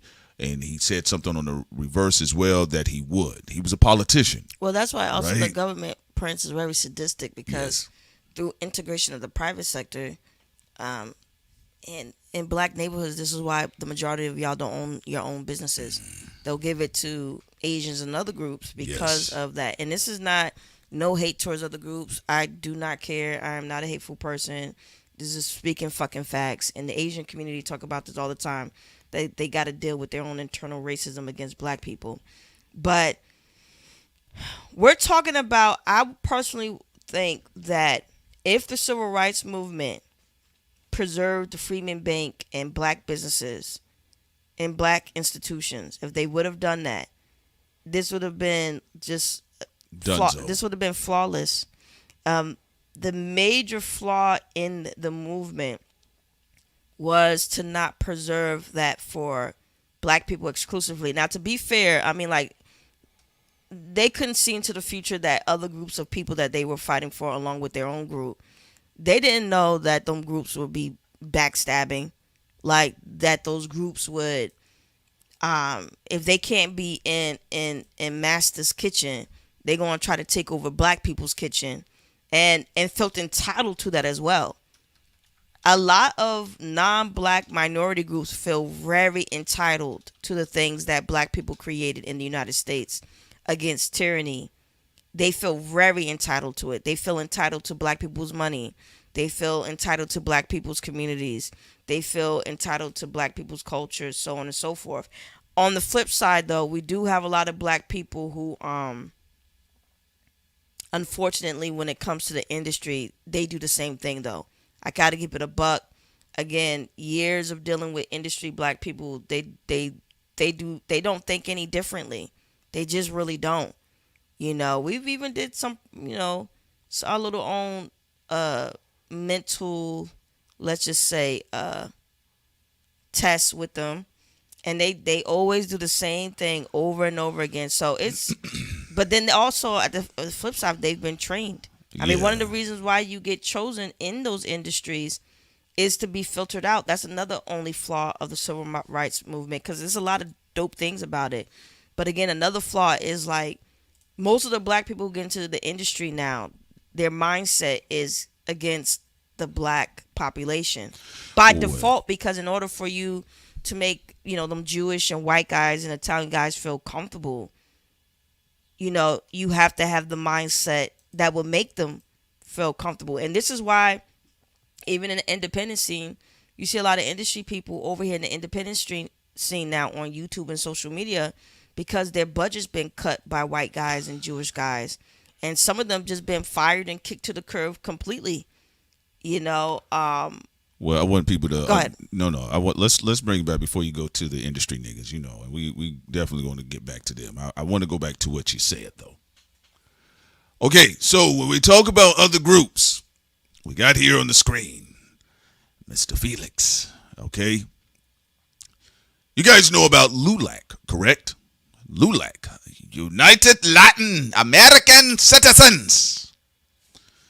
Upon working with or having the opportunity of working with the NAACP to prevent certain bills from passing that would circumvent Brown versus Board of Education. Listen to what Mr. Felix says. Let the Negro fight his own battles. His problems are not mine. I don't want to ally with him. Certain groups, people didn't understand. They didn't see it coming. The problem is that, again, getting media in the hands of the people that need to hear it or see it wasn't as advantageous as it is today. That's why I do cook stupidity. We do need to shame ignorance. We can try to dispel it, but there's also shame. A good dose of shame will keep people proper and straight. Because when you willingly jump into the same talking points that, unfortunately, some of our beautiful ancestors, they're not dumb, but some of them just didn't have the privilege of access to media the way we do today, and they did not know these conversations were being had about them. No, yeah, this is an important thing. Yeah, not all black businesses were given away, of course, with Tulsa, Oklahoma, violence, redlining, of course. But what person are bringing up, no, some black businesses did collapse because of a lack of support, because people were going over to other businesses that were doing what black people were doing. So if, for example, let's just say black people, hair products. Hair products at first was within the black community, right? Eventually, other groups of people got into the hair product market with black people and took over it. Now, some of them black businesses were sabotaged, but some of them weren't. It's caused, what they call it is when you transmute something from one group to another. So what does transmutation look like? And almost to some degree, you could say ape of Thoth. It's a form of occultism where you copy off of what somebody else does, right? But you have better connections with the government. This is something that Elon Musk does all the time. Like, he does it to white people. He took them white guys' fucking car, Tesla, and he took it from them, and then he was able to get government contracts that they weren't able to get. And he does that a lot with a lot of companies. With the government subsidies he gets. So going back to Ape of Thoth, for the black people who weren't, pushed out based off of violence, what took place after the civil rights movement gave an energy of, look, we'll just have duplications, and we'll duplicate so much that you'll have black people eventually go into those other groups to show that, they're for peace. A lot of black people do be going to every other business and stuff like that after the civil rights movement, like trying to show everybody, yeah, we're open for business, our black dollar is worth something. But that was a trap door. I mean, you don't need to prove shit to nobody. You've had some of the greatest human beings ever exist in the United States. You don't have to prove shit. You already showed that you have an open mind and an open heart. Now put your money into your own fucking community, But anyway, that's something, we'll talk about some other time. Well, again, the reason why I'm bringing this up is saying, how did you feel about what I brought up about LULAC? Again, that was important what you brought up. Because the reason why I want to say that, because that goes into the point we're making. Was I'm glad you brought that up about other groups. No, I'm just asking because feeling entitled towards black people while being against black people. Look, this was LULAC, and guess what? We have LULAC student government association programs in most of our schools, just like we have NAACP. And LULAC says, I don't want to work with the NAACP. Wait, but the NAACP was a PSYOP too. PSYOP as well. So you got to think about how it was created. Oh, absolutely. And they still didn't want to work with it. The PSYOP don't want to work with the PSYOP. The brown PSYOP don't want to work with the black PSYOP. The only reason why I'm bringing it up, and I want to send a touch on it, because it does factor into our finances. See, long before you was born, this was already set forth in motion. Some of you all are joining a fight that they already were knocking chairs and knocking people's drinks over in the club around. Yeah. Before you came in, before you walked into the club, niggas was already pulling out Glocks. They were already pulling out guns. They were pulling out switchblades. It happened with Ye. Ye came out with Agez, even his sneaker brand. At the time, people remember, with high fashion, they looked down on sneakers. Yes, they did. And sneaker culture. It was like, oh, that's an urban thing. They said it was streetwear. After him and Virgil did what they did, you got Louis Vuitton. All of them they all have sneakers now, and that was started by Ye and Virgil. So that's what we call, again, transmutation. This is also when we're calling Ape of Thoth. Somebody does something that is innovative, then they block that person from being their own corporate force or entity while claiming to be for the free market. It's called blocking competitors. They block the competitor. As corporate, this is what we call corporate assassination. So creator and the competitor. And Virgil and them dealt with corporate assassination, and then now all the white high fashion brands have those sneakers. And this happens all the time. Like, you see it happen the most with black people, but it does happen to other groups of people as well. Now, what makes the black community more stressed out is you not only have it with white people, you not only have it with Mexicans and Asians and other people who apatoff everything as well. You also have it with all the other black people now, although that used to not be the case. But remember, Frankenstein was a monster that didn't exist before, but was created by somebody else. Somebody else's creation. Yes, like Sid stated. And you see the little cross-eyed, bald-headed man in the middle with the glasses? That's Mr. Felix right there. So bullets were already flying before y'all got here. Now, to Sid's eloquent point about what she's stating here, that's why y'all see us cook people in the industry, especially black folks that ain't got no sense. Cross-eyed, cuckabugs, as the old folks would say. What you mean I'm your competition? When they can just wipe you off the board, control, alt, delete, nigga gone. It's going on in rap right now. Y'all got two niggas in the industry that y'all talk about every day, Kendrick and Drake. On top of the fact that you have your own industry, black people trying to replace independent black people, which is crazy. And what do the struggling industry people do? Well, I'm going to lean on the person that I can at least generate the most money off of. Because in a lot of ways, how Kendrick moves is kind of resigned to, what's the one that was singing with the harmonica? It's the nigga that we always talk about. Harmonica? The one, Stevie Wonder? No, the white guy. Oh, the white guy with the harmonica? The one that we say he couldn't sing. Yeah. Hold on. What's his name? Bob Dylan. Bob Dylan visibility. Kendrick's there, he's not there. But you still need the tabloid culture in media, and that's what Drake provides.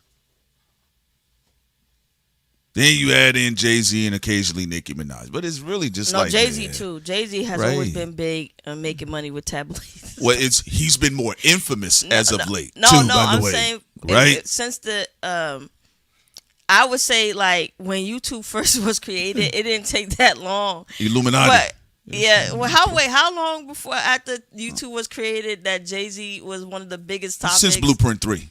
No, but I'm saying what year was it for YouTube where the Jay-Z stuff blew up? I want to say I'm going to have to say right before Blueprint 3 dropped when Professor Griff was running around with the overhead. So actually I would say Jay-Z and Drake. Yeah. But Jay-Z is the OG of it, though. Jay-Z is the OG. Jay-Z was the first rapper that you can make a lot of money off of. You can build an anti-channel on. And don't get me wrong, I think people who sold drugs to their community and did awful things can't be crying about people. Nigga, don't nobody care. People trying to no, don't nobody people trying care. to exploit people who have exploited others. Keep that in mind. But nonetheless, Jay-Z was the first rap artist at 2012. Yeah. Jay-Z was the first rap artist where it was big. But a part of it was because he mentioned that when he came out with the Aleister Crowley shirt, Jigga, and when he came out with the seemingly Illuminati music, oh my goodness! And the way it was shot. It was.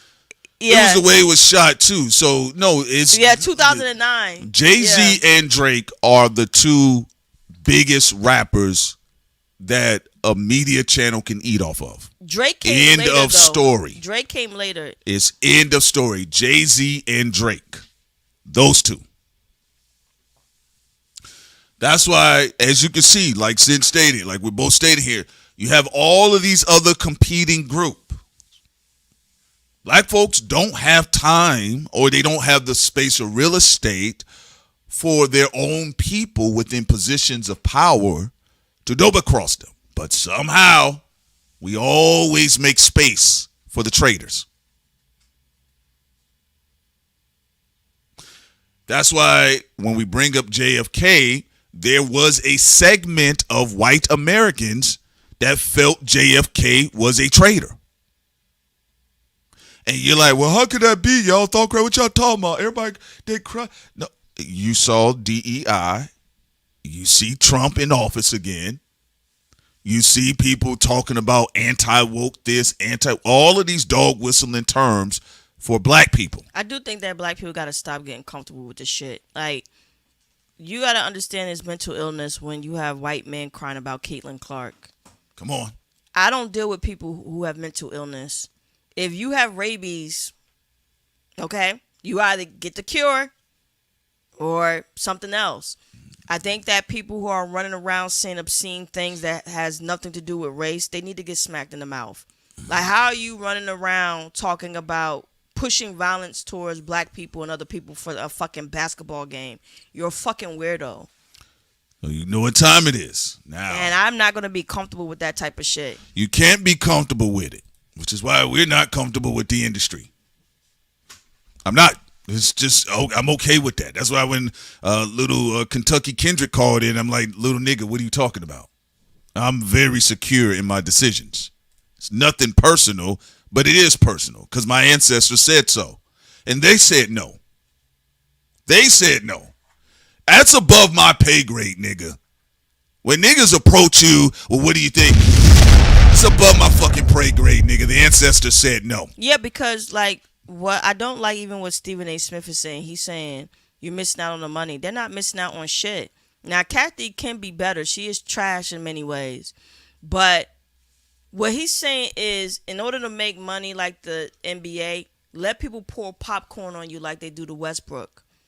Let people, let the owners push an NBA star like they did to one of the Toronto Raptors athletes. I'm forgetting his name right now. When one of the minority owners pushed him. Man, shut your coon bitch ass up. You think black women want to get popcorn pour on them and all that other shit that the NBA players had to deal with just for some fucking money? Have some fucking dignity, nigga. No, they don't. Let me give you another example of an individual that did have dignity. And this is why industry, usually in entertainment, it is full of fake niggas. Look, I can love their art, but listen, I'm sorry, niggas. It's a good chance you're probably fake. What you have on the screen right now is a family, the Bronner family. And you guys may be familiar with their beauty products, the Bronner Brothers products. They're at the center, the father, the patriarch, Nathaniel H. Bronner Sr.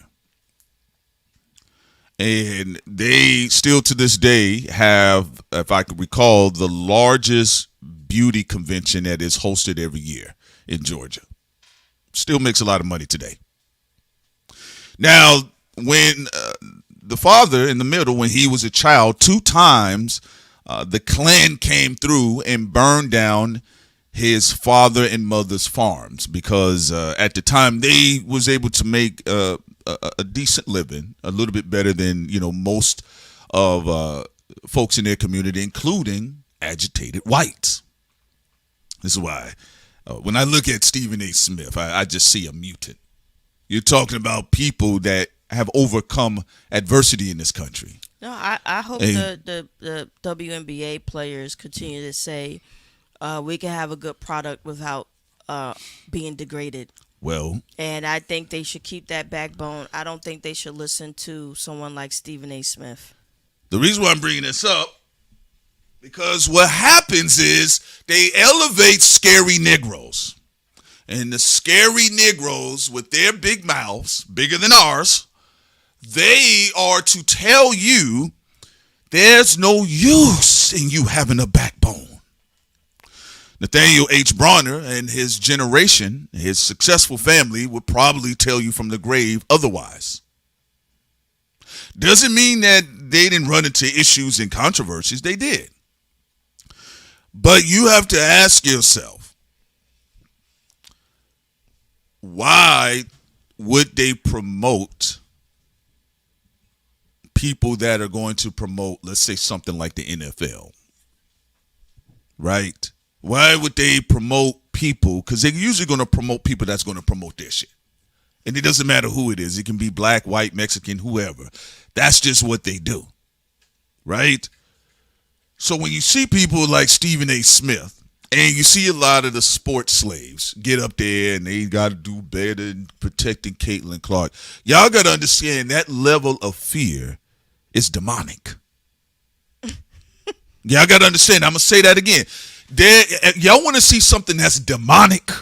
I tell you, be in a room full of athletes, black superhuman athletes that are 6'7" and 6'8", and they got the fear of a toddler in diapers. Well, the crazy thing is they're telling them to lay down so she can win. This is not no fucking welfare program, bitch.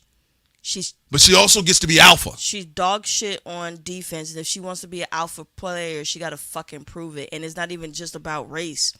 Marina shows up every night being tough. She was on the Chicago Sky, went to the Suns. Now she's on the Toronto Tempo. Dropped 53 points.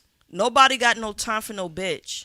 You either go out there and get it, period. But because you have people who are used to entitlement and used to rigging things and stealing and cheating and crying about race and reverse racism that don't exist on their asses, and then you have the audacity to have people allow them to come with their crybaby shit.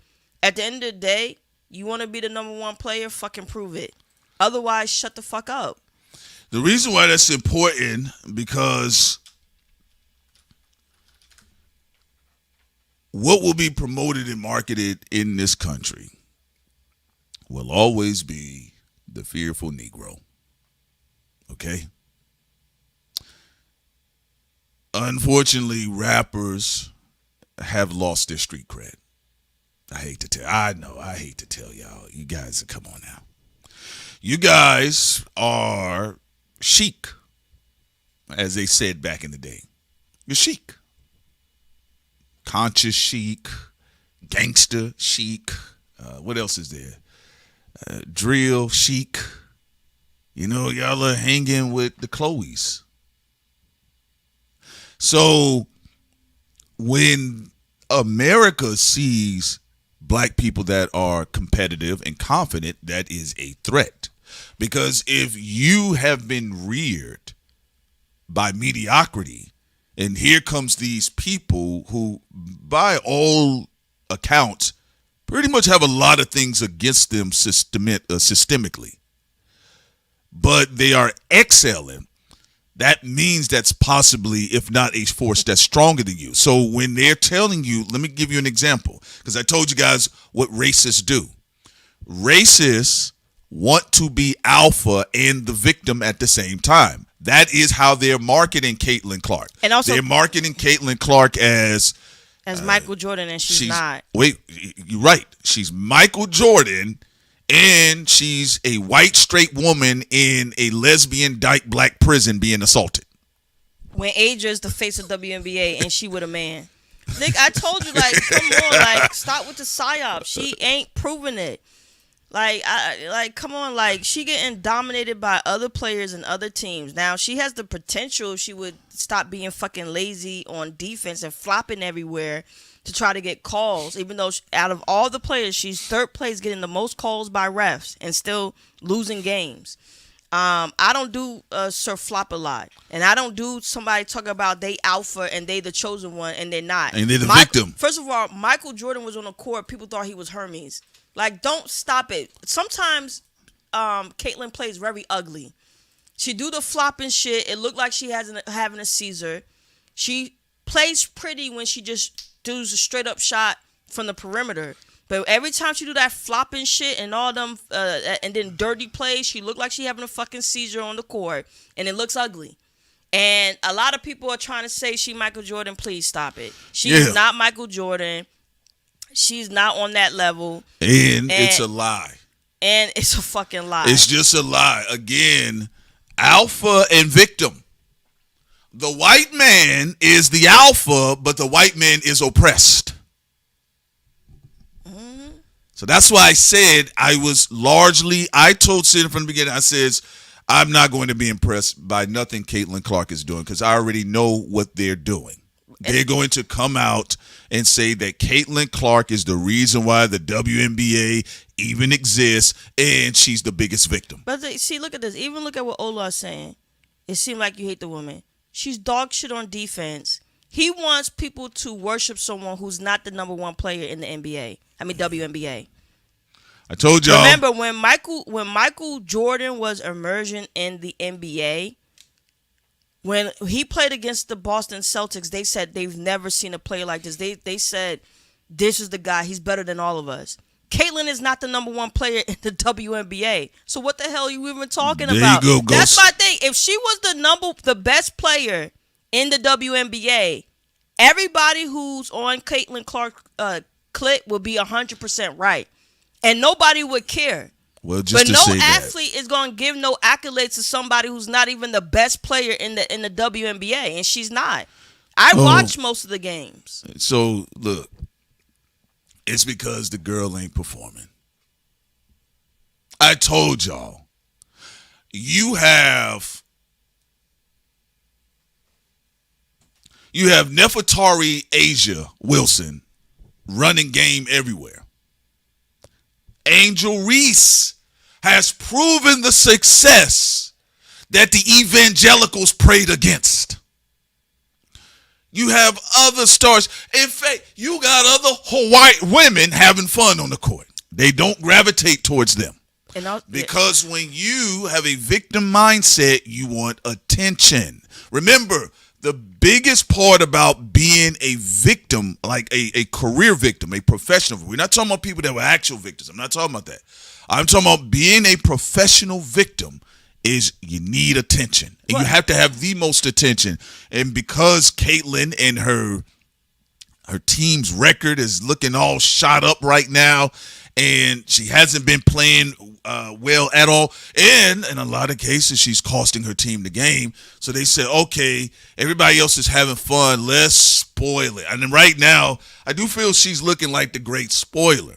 But that's a part of that's a part of the design of the system. First of all, do you get what I'm saying? Right. And also, when people say Michael Jordan brought a lot of money to the NBA, but he was also the best player for a long while.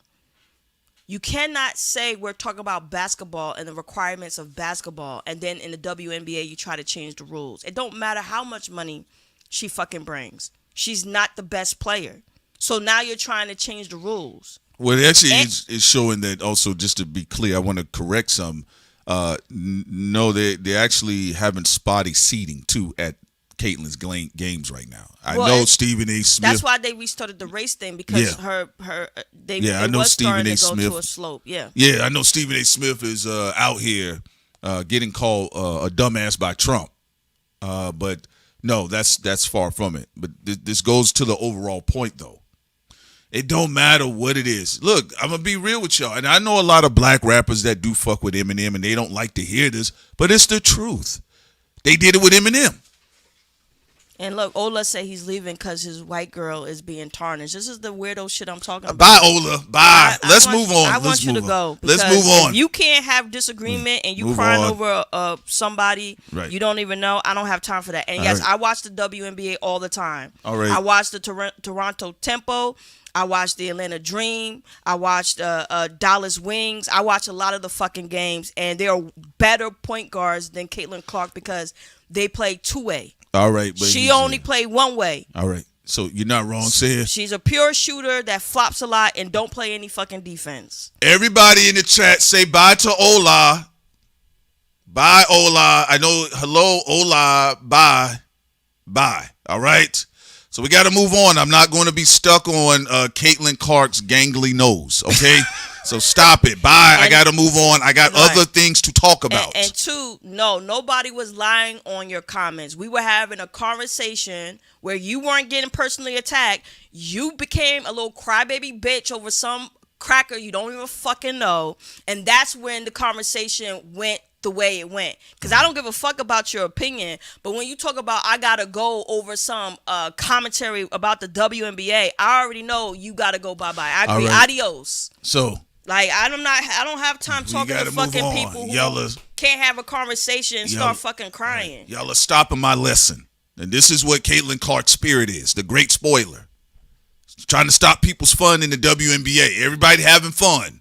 We watching Olivia Miles crossing motherfuckers over. Now we got to stop and discuss, is Caitlin a victim? The great spoiler. She's the J. Cole of the WNBA. Okay? Bye!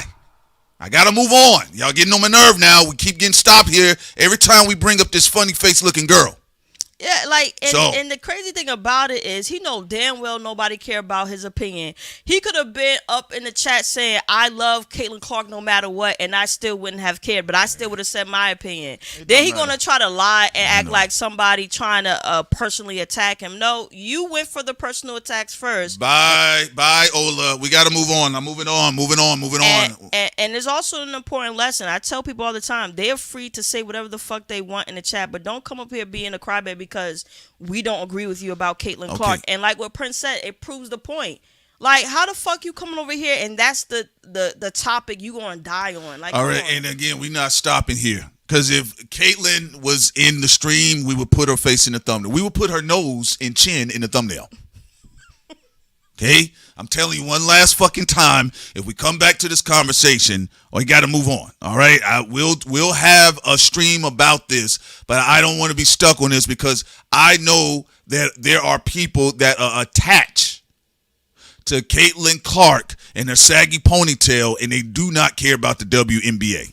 They don't care about sports. They are on the same emotional rant that they had during 2024 election. Now it's Fox News twisting the comment. He said he was leaving, but he's still here. We'll wait for him to stand by his words. I don't even know what your avatar is. That could be witchcraft. Look what you doing.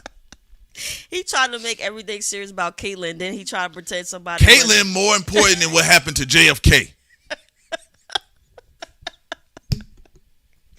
Yeah. All right, now if you want to protect the zits on Caitlyn's chin, then do it and shut up. Now she getting all fried. Right. She getting fried because of you.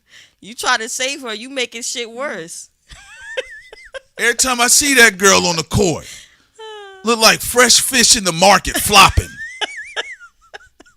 And she got some of the ugliest flopping acting I've ever seen in my life. Worst flopping that acting shit I've ugly. Girl, at least fall on the ground.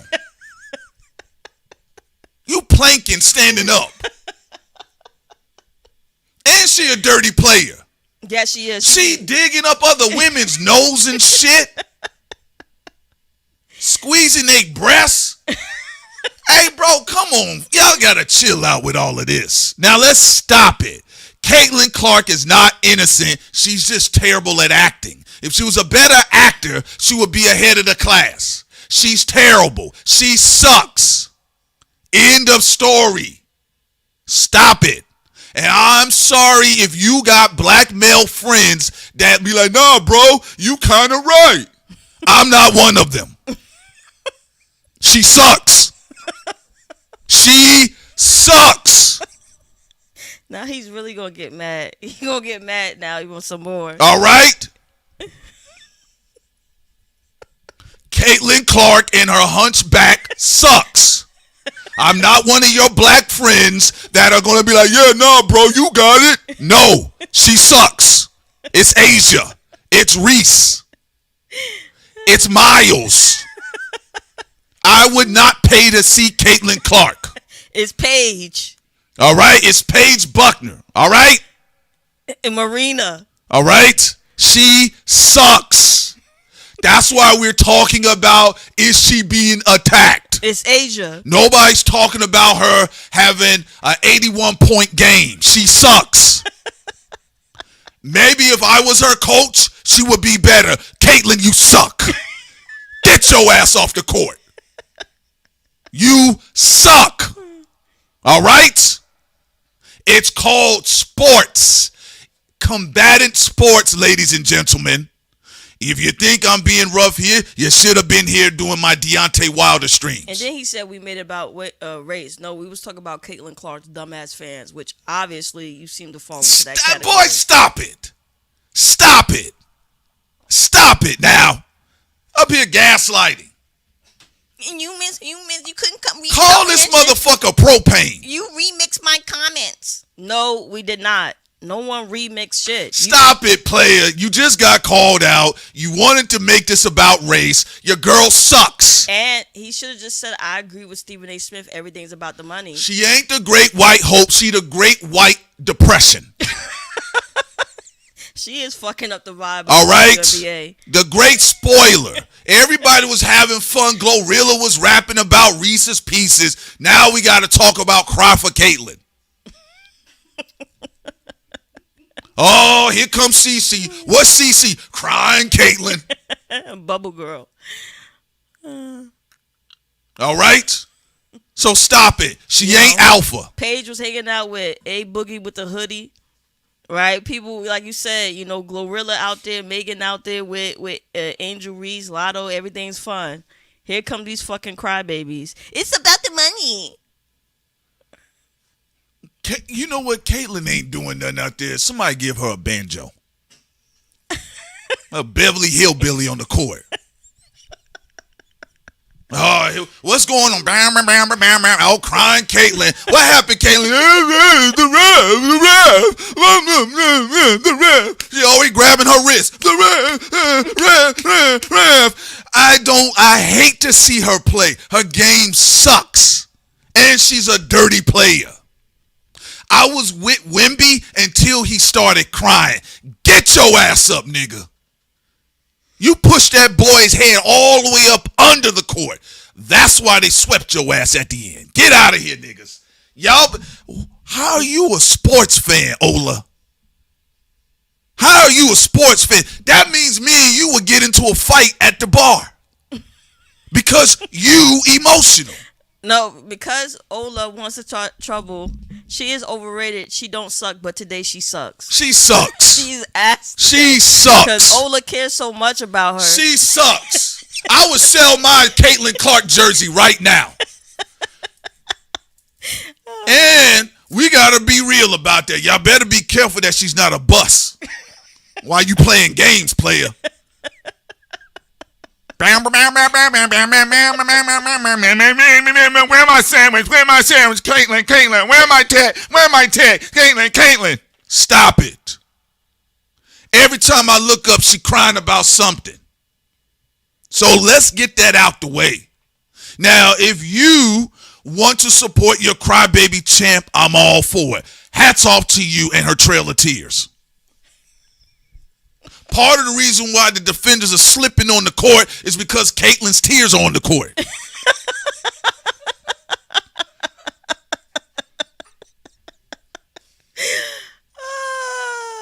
Everything about Caitlyn is irritating, including the headband on her ponytail that's sagging. Including her fan base. They just fucking annoying.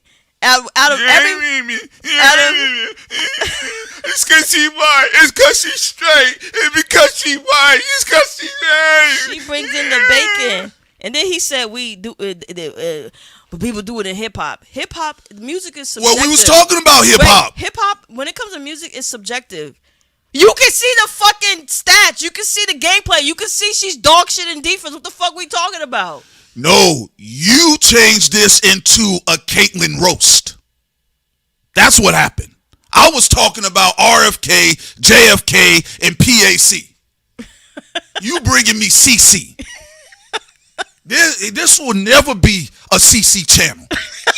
Nigga, this will never, ever. You will never, ever get on my level, ho. This will never be a CC channel. I don't care if it's CCTV. It will never, ever be a CC channel, nigga. And the only way I'm paying for tickets for CC is to boo her. Boo! So stop it. That's what I told you. I hate this era of sports broadcasting. They done coddled so many whiny fans. Your boy and your girl sucks. Thank you, Ola, though. This was a great moment. This was a nice, funny moment. You suck. All right? I ain't never seen nothing like Caitlyn. You just shooting, you ain't defending, and you turning over balls. Nigga, you work for the other side. She got 7 Caitlyn is an op to her own team. Caitlyn is an op. Benedict Caitlyn. Another turnover. The 5th one in the first quarter.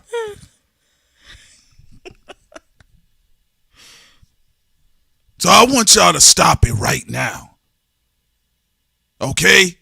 If Caitlyn was performing, she's performing. But she ain't. She giving the ball to the other side. Here you go, Angel Reese. Go ahead, shoot. You got it. So, I don't know where all this information or energy is coming from. Because if I got to call an ace a spade with Lonzo Ball, they called Lonzo Ball a flop within a bust in his first 2 games. He was a really good defensive player, but he had a lot to learn offensively. Yeah. Call Caitlin Clark DJ Turnover.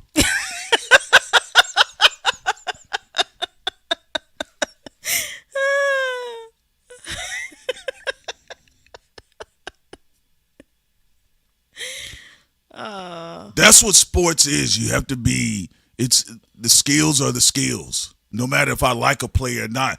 Look, there was some seasons Steph Curry got on my nerve because the nigga was so good. He's getting on my nerve. I went to see Kyrie and LeBron take it. So let's stop it, Ola. All right? Stephen A. Smith has ruined sports broadcasting. He did. He's ruined. Yeah. He's ruined sports broadcasting. When the money came into the NBA, Prince, were all the guys who was pushing it forward extremely talented. When we talk about Magic and Larry Bird. That is true. Now, we're talking about someone who's not the number 1 player. This is unprecedented. This is unheard of. Someone who is not the best on the court, but we supposed to give her welfare. Where are my recommendations? So you saying... Where are my recommendations? So why am I supposed to do extra work to protect Caitlyn's big tall ass? Stop it. She flops on the floor. And she's a dirty player. Get over it. Your girl's a dirty player. She's not Captain America. She's a dirty player. That's it. All right? So, I appreciate you, Ola, if you're still there. No, but clearly your girl is stressed out because she got zits on her face. All right? He mad because he said we distorted his comment. We didn't distort nothing. Y'all trying to distort the WNBA and saying that Caitlyn's number 1 right now. She's not. She don't play no defense. How you number 1? You don't play no defense. You're not even trying to strip the ball out of the other team's hand. You're just letting it go past you. And she looking at the other teammates like, go get it, Butler. And feed me the rock. Feed me the rock. So stop it. Yeah, the team is better without her because there's synergy. I said before that they had the potential if Caitlyn stopped flopping and all this other stuff and actually trust her teammates instead of trying to rely on the refs, that you could have a game with Mitchell and Caitlyn. They both can drop 20-something points a game. I can't trust LeBron. And together, they can score 60 points. She's right. But when someone's just focusing on flopping and being a dirty player, and they're not synergizing with their teammates, you know. I don't know why she's flopping like that. And she doing it while she's standing up. Who trained her? That's what I'm saying. She tried to do what James Harden did. Like he would in his prime when he used to float in the air and get a call. Yeah. He used to stick out his chest, still make the basket. Turn from her highlights. It's too much. All right? So y'all got to get out of that. That's fine, and we all can be emotional. I was emotional when you kept bringing up Ola, when you kept bringing her up in an emotional Is Ola even black? manner. I feel like Ola's not Ola black. is black. There's some niggas that are like that. There's some black niggas that be like that over Caitlyn. Why would a black dude get this upset about RDJ, RJ3, whatever his name is. That is true. Yeah, no, there's a lot of RJ3 niggas with their dirty foot white wives. What, an Ola name? Yeah, well, listen to his name, Ola. Unless he's with Lulac. Why you keep being in my face about this girl? That's what I say. See what I'm saying? It's like, bro, why you keep being in my face about this girl? Because now we're going to have another conversation. Why does she suck? Crying Caitlyn. Here she come again. Crying Caitlyn. Whining and whining and whining. Also, RG3, he partially apologized because he said he didn't pay. He said he didn't realize that the WNBA was this talented. He's like, okay, they are. Shut up, racist. Nigga, shut up. You just a black bigot. Nigga, shut up. Nigga, please. You putting up monkey shits of Angel Reese. Nigga, please. Nigga, please. Nigga, please. Nigga, get it out of here. Keep your apology, nigga. Nigga, keep your apology. Get your ass out of here. That fucking Dinotopia haircut, nigga. Get your ass out of here. What's wrong with these niggas, and man? He wanted to turn the WNBA into hip hop. He's like, the best person in hip hop don't make the most money. This is why sports is not music. What the fuck we talking about? Yeah, whatever the nigga, what is it, RG3, DJ3, whatever the hell the nigga's name is. Nigga, please. No apologies. Talking about, oh, I realize I'm dumb. So stop it. There's a lot of industry niggas that they just unnerving. Like, bro, how do you even show up to your family reunion? All right, so no, Caitlin Clark is not doing good. If she has a better season next year, I will say clap for the girl. But right now, one thing I don't do when it comes to sports, I don't grade on the curve. I don't either when it comes to sports. I don't grade on the curve. If somebody's better, it's not subjective. It just isn't. I don't know what people are talking about. It's just not. So you better be careful with Caitlin Tim Tebow Clark. Because y'all do this every time. Y'all bring in some grand white hype, and then y'all try to cut it up, and it just don't pan out. All right? So, again, I can appreciate Tom Brady. I think he's an excellent marksman. But Tom Brady was getting beat up until he proved his worth. But y'all rejected him out the gate. They rejected him out of the gate. He proved his worth. Then he got special treatment. Jordan was getting beat up from the beginning. He proved he was number one. Took him forever to get around to dirty Detroit. Then he got special treatment. She has not proved shit. And they say special treatment. They're on crack. These motherfuckers are on crack and cocaine, heroin, whatever fucking drug you could think of, they on it. Caitlin Crack. And it don't even make no sense. Man. How you gonna say somebody is the number one option and they haven't proved it yet on the fucking court? I'm sorry. I can't hear her over Olivia Miles breaking ankles. Even fat ass Whitlock turned against her. I'm glad. Good. Clap for the boy. All right? And you know why he turned against her? Because he thought she was going to be a white warrior. Yeah. Meaning he thought she was going to be tough and she was going to be a trailblazer and that she was going to dominate in the WNBA. When he saw his great white hope flopping up and down the fucking court and the girls he was hating on getting their ass beat but being tough, he changed his opinion. Because let me tell y'all something real quick. He says she's not the one. Let me tell you something real quick. She's too much of a crybaby. About Jason Whitlock. He only got enough energy.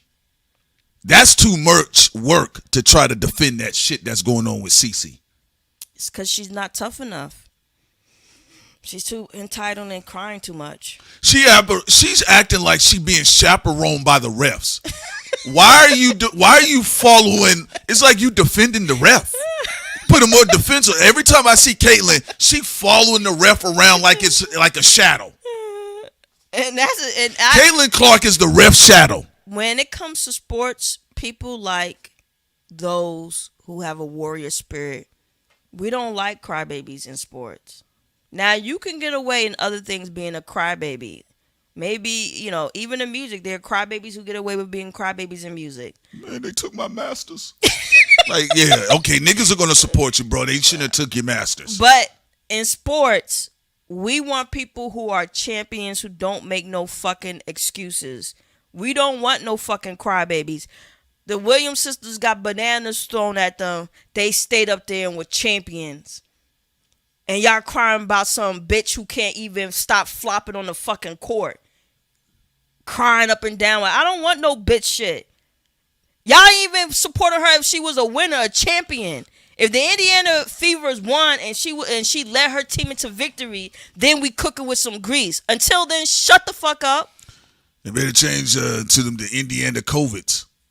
All right? So you can't sit up there and try to say that Caitlyn is alpha and the victim. I keep telling you all that. You can't do it. It don't work. It won't work. Oh, and also Flo brought up a great point. People love LeBron, but the moments in his career where he was a crybaby, they got people sick said, of him. shut his big ass up. Yeah, come on now. When he was wearing the little school shorts with his purse. I'm got up telling there crying. y'all. You chose the slow nigga who ran the other way. Now, yes, it was heartbreaking. But you chose him. You chose J.R. Smith. Because they were out there. They I didn't get the calls that I wanted to. You didn't make the shots that you needed to, nigga. Listen, let me tell you something real quick. Anybody that's trying to be a cultural phenom and saying that I am the people's champ, you didn't hear Muhammad Ali cry. You didn't hear Tiger Woods cry. They set Muhammad Ali down at the apex of his athleticism. You didn't see Kobe cry, be a big ass fucking crybaby. Kobe was on the court with one leg. You don't see Asia crying, even with the stupid racists that be saying Caitlyn is the face when it's actually Asia the face. You don't see Asia crying. Dropped 38 points, 11 fucking rebounds. Man, get the fuck out of here, all this crybaby shit. No one respects crybabies in sports. And it doesn't matter how much you try to coddle Caitlyn, it's not going to work. It's not going to make me like her. The more you coddle, the more I rebuke. I'm telling you all, it's not going to make somebody like me like CC. I'm disgusted. I'm disgusted. All right? So we got to move on from that. There are too many other grand athletic performers and great coaches in the WNBA right now. There are great business deals happening right now. I don't want to sit up here with Stephen A. Smith's big monkey ears talking about Caitlyn is being oppressed. All right? So, no, I'm not for it. I'm not into the victimhood of Caitlyn. Y'all said the NBA was on her bumpy back. I agree. Y'all said that she was going to carry the league. I don't see her carrying it. I see people crying. That's all. And also, Chip, yes, absolutely. Paige is not a dirty player. She don't do cheap plays. She got slapped in the mouth by elbows and hands. And she still kept going. She had 3 turnovers against the Lynx. 3 turnovers at the beginning. She said, my fault, got in there and got the win along with her teammates with FUD. She got it together mentally. That's it. Even when she was in college, when she fucked up, she said, it's me. It's on me. I do not fuck with no losers when it comes to sports. It's you on either me. You got a backbone and you take them L's and you take accountability and do the damn thing and get better, or get the fuck off the court. I can't believe Ola sat up there with his ass and watched all them Rocky films. You gotta get in there and get up. Get up! You fight. Look at me. Son, look at me. You gotta get in there. You gotta fight. You gotta give life the punches that you need. Get up! That's why Kevin Garnett knew that Wemby was going to lose. He made me laugh. Remember, we brought it up earlier. Yeah. When he said, Kevin Garnett said, when I saw Wemby he was this extreme emotionally, just defeating the Thunder. Yeah. He said, "I knew that he was gonna lose because he said the job is not even done. You on the floor crying like you won the entire thing. Like this is the finals." My favorite. And you said the same thing too. My favorite post-conference interview. Mr. Mamba, the job's not done. Kobe, looks like you're about to win. Job's not done. Yes, Wemby too. Another thing about Wemby that I don't like, too emotional about SGA. He act like when he beat him, that was the finals. Why? Cause I was like, did y'all fuck the same girl? What happened? I always wanted to beat him. Now who's the man? And the reason why I will not have any corners cut when it comes to fucking alien Bill Wemby. Just like I said with Caitlyn, y'all are dirty players. Now, I want to see Ant-Man pull a victory off somewhere in the finals. But one thing I will say I respect about Ant-Man, I'm a dirty nigga. Mm-hmm. He owns it. That's it. I don't like when dirty players cry. It just looks really whack. And also, to add to it, yes, hold your horses. Paige has one of the most remarkable stories in the WNBA because when she was over there in UConn, she had a lot of injuries. So there was at one point where everybody thought maybe she was done for. Yeah, that is true. And she came back. Resilience. Brilliance. What does resilience rhyme with? Not Caitlyn. It rhymes with what? Brilliance. If Caitlyn was in that situation, they would have been crying. They did it. And then another thing. They purposely crippled the CC so she couldn't go into the WNBA. Another thing about Caitlyn, and this is why I know the evangelicals, y'all prayers suck. The evangelicals, the white nationalists, y'all prayers suck. Well, let's pray for Caitlyn that she wins her next game. Well, shoot, tough Tony, she lost. No, and at that note, they made this about everything else because it's about marketing them jerseys and those shoes. We got real fans in here in the chat because y'all know the story. Yes, Film Town. People thought Paige's career was fucking over. Yeah. They thought it was over. Like she had a real comeback before even going into the WNBA. They thought Paige's career was fucking over. So I don't like fucking crybabies. Everybody got a sad story. And people, when it comes to sports, people put too much energy in there for you to be coddling somebody. Shut up. What? They got to fucking prove it. But you know what I think too? Ain't no fucking welfare for no damn sports. I also think, though, when I hear these guys cut up about Caitlyn, because it's really a lot of the men. That's what made me think, that's why some of y'all do get killed by women. Because y'all see Caitlyn is dirty. Caitlyn put her big feet in people's face when they on the ground. And y'all say she innocent. Caitlyn is a dirty player. I don't know what y'all are looking at. She's a dirty player. Dennis Rodman knew he was dirty. He owned it. That's why people loved him. He owned it. He was a damn good rebounder, too. And I think another side of the game, you right, Sid. I think what people are really not facing right now, to me, I think Caitlyn is the villain of the WNBA. I don't think she's the hero. No. I actually think there's a mismarketing here. But because they got this... She don't want to embrace that. She keep trying to be a victim. Man, embrace that Sith. That shit coming out on her chin. Because she would be more likable if she did embrace that she is a dirty player. What Caitlyn need to do, cut all her hair off. Cut all her hair off and have the Indiana Fevers wear the black jerseys.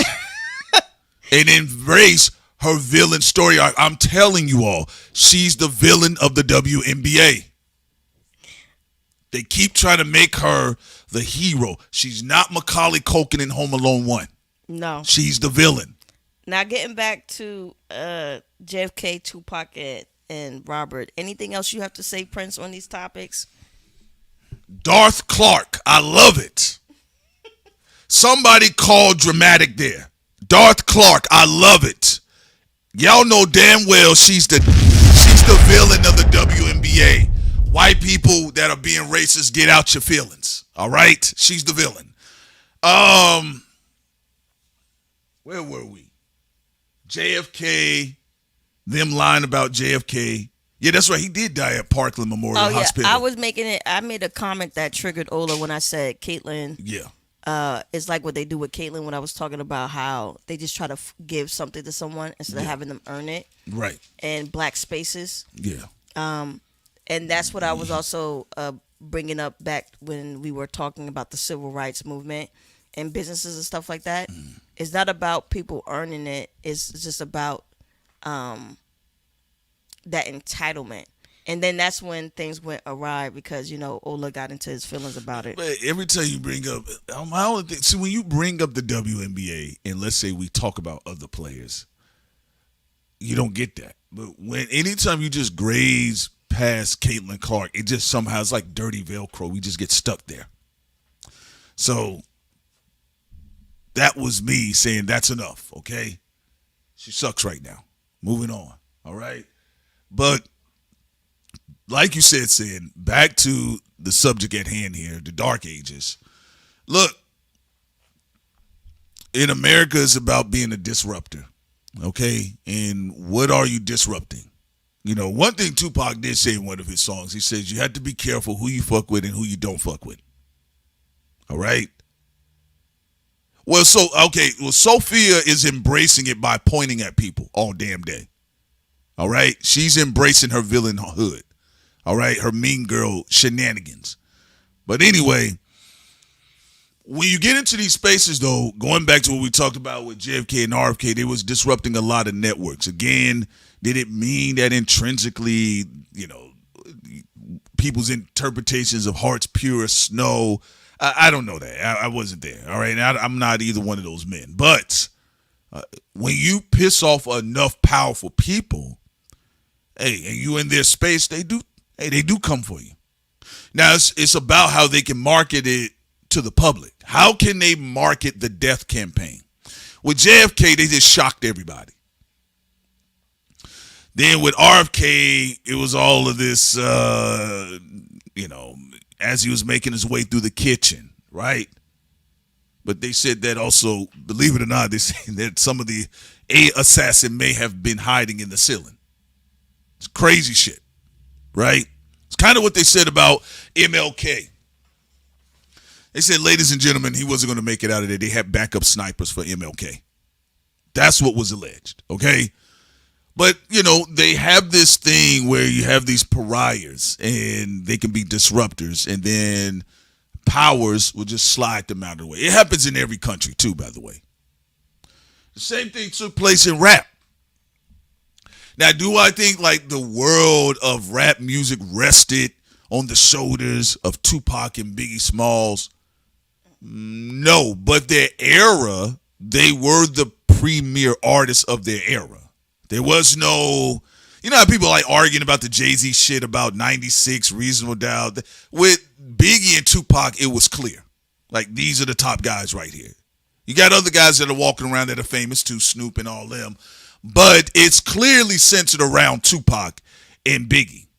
Now, I know people, they'll say, well, Snoop was bigger than Tupac. Wasn't in no movies, nigga. I didn't see Snoop hanging off the ledge in Juice. Okay?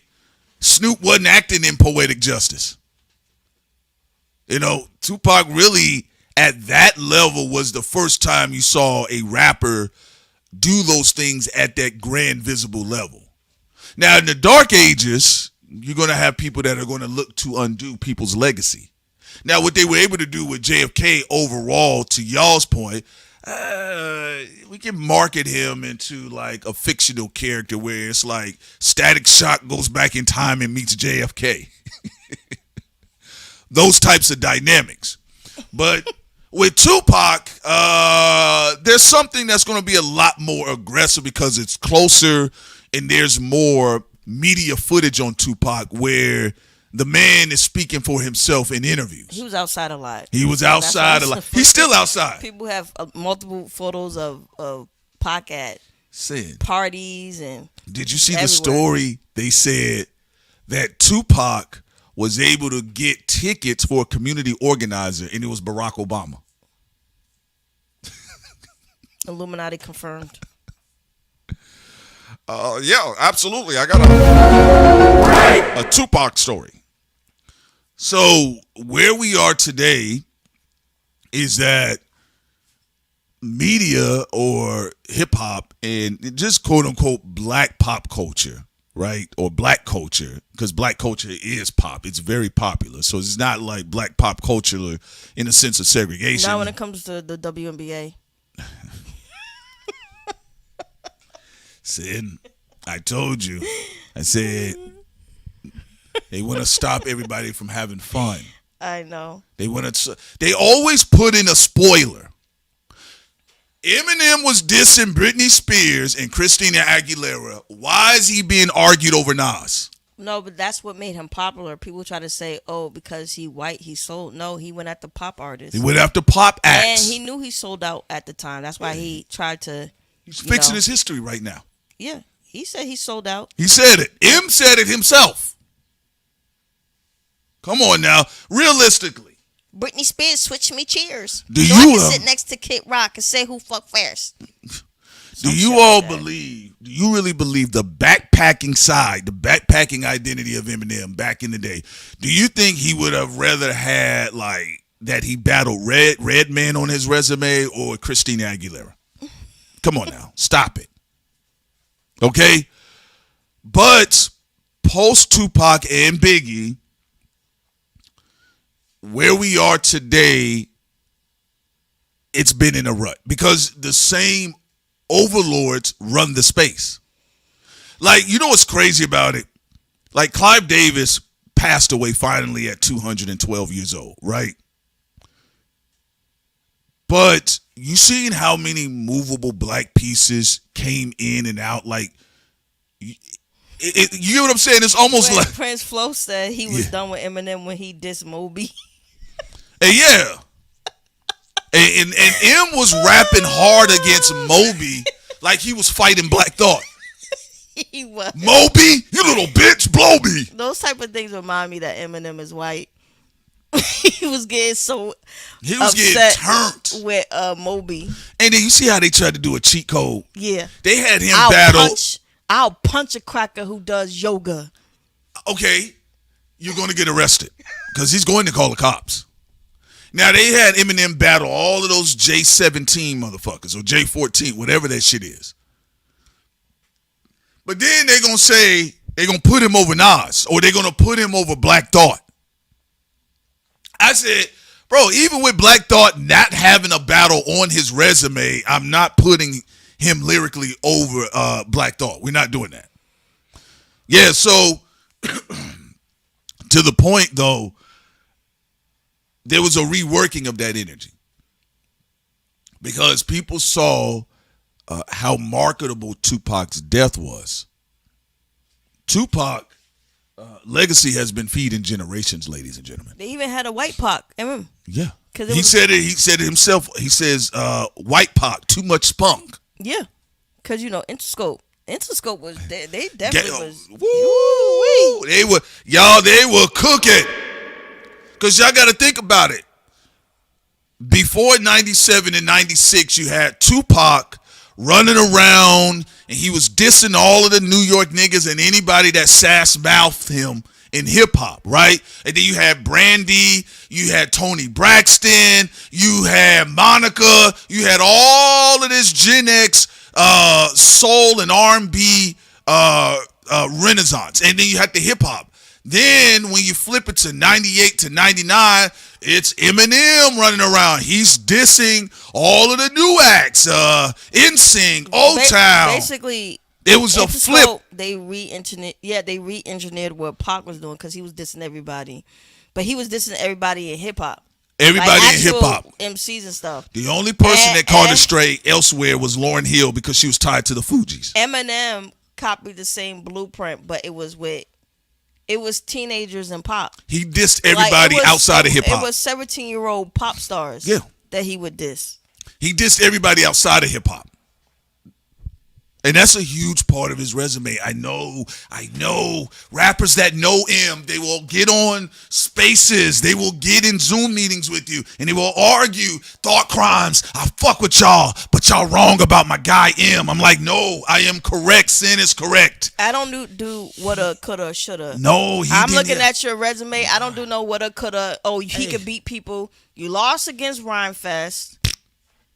You haven't battled anybody fierce. Anybody tough in the hip hop space. Even Drake has battled more fiercer opponents than Eminem. Yeah, that is true. And just like when some people say, "Oh, Drake coulda, woulda, shoulda won," no, he lost. He lost against Kendrick. But even Drake has gone up against harder opponents than Eminem. Eminem has not gone up against no hard opponents when it comes to rapping. Look at Tupac's boxing resume. On record, Mobb Deep, Nas, a Young J coming in, LL Cool J, come on, Ice Cube, nigga, like what we talking about? Biggie,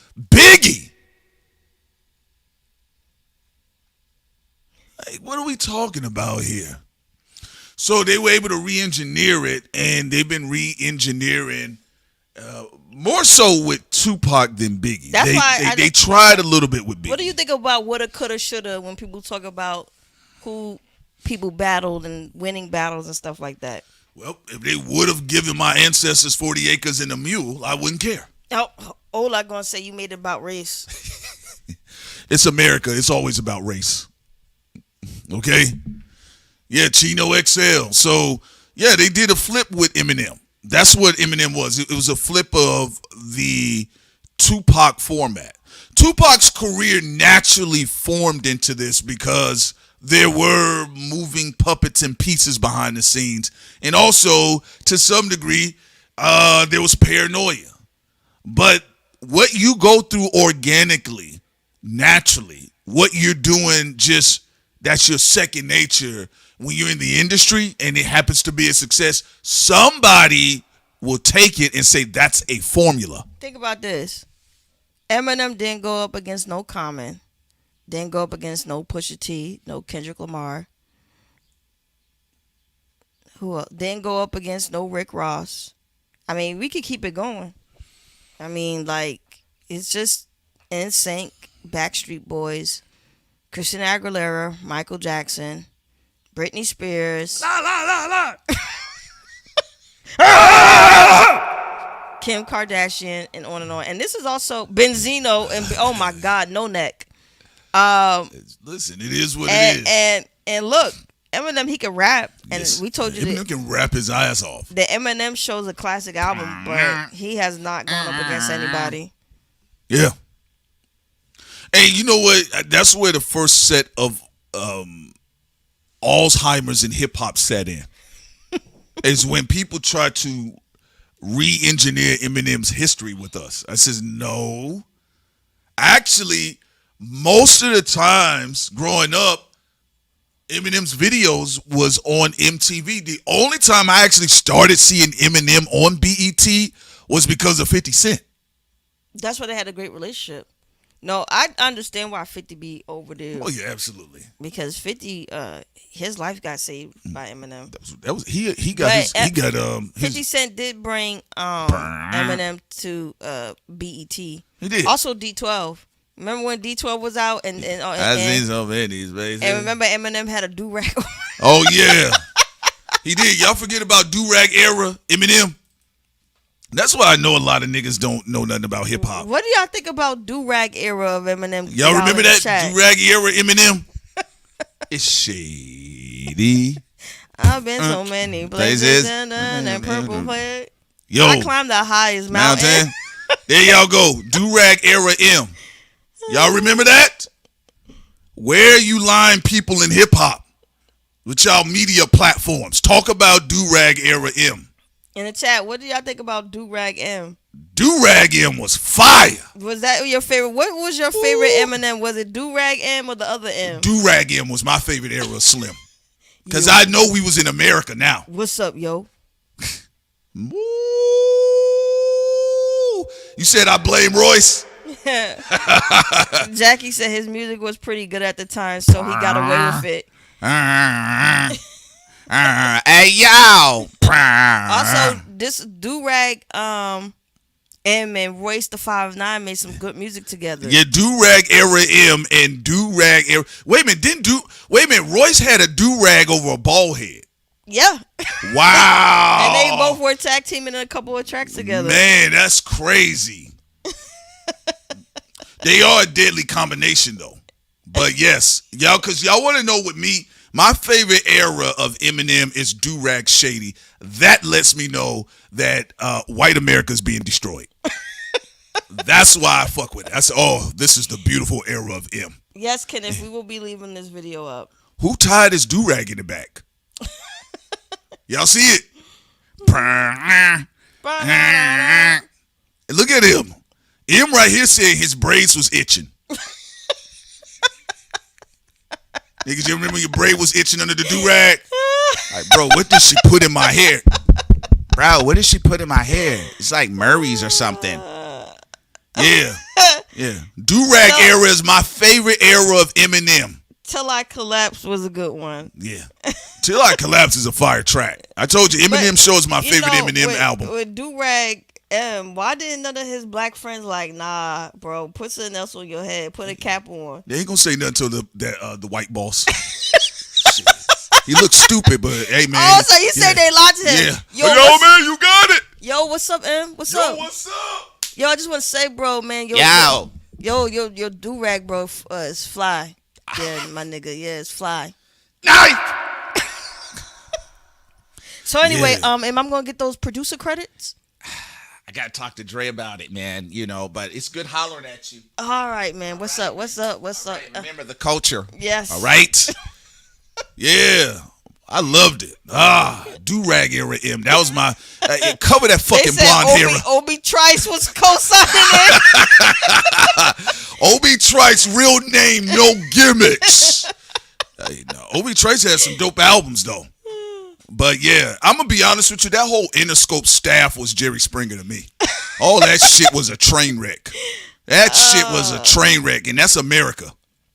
So it was nothing like Eminem wearing a do-rag with his opening song called White America. Mm-hmm.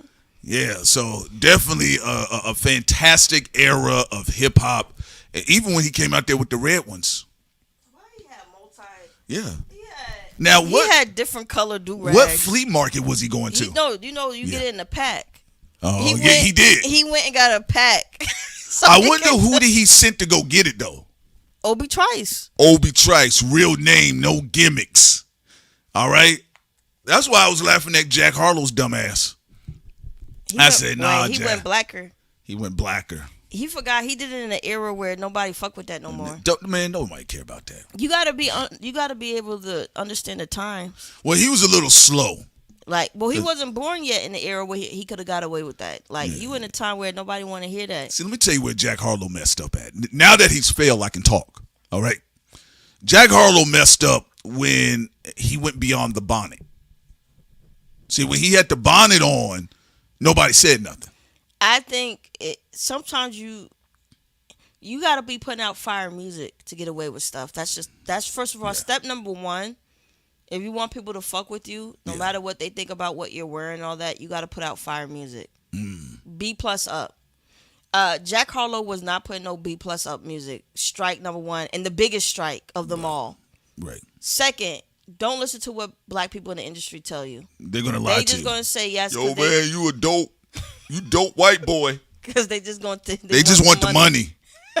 I'm going to tell you something real quick, white people. See, if you got black friends and they like, yo, because come on, let's be real. You ain't that fly. See, black people tell other black people when they're fucking up. Bro, that shit looks stupid. Nigga, that shit. Wear the different jacket? Yeah, that shit looks stupid. All right. Yeah, nah, Right. you gotta take that off, man. All right, right? But come on, you white and you in foreign territory. Let me tell you why they do that, though. Everything you did is dope. Let me tell you why they do that, though. It's a part of the setup. Yeah, It's a clause just in case you become a cracker on me. now I they could got come you. out and say you a colonizer and look at the evidence of what you wear. You wore that. Look at this. Look at this shit this man had on. Look at Jack Harlow. Look how stupid he looked up there. Some industry black person was lying to him. Look at this. Look at these stupid shots here. Look at this. This is crazy, y'all. What is that? Man, my charger just... I need my charger. What is that? Hold on one moment, guys. Matter of fact, we'll be right back, ladies and Wait, gentlemen. Prince is looking for his do-rag. Hold on.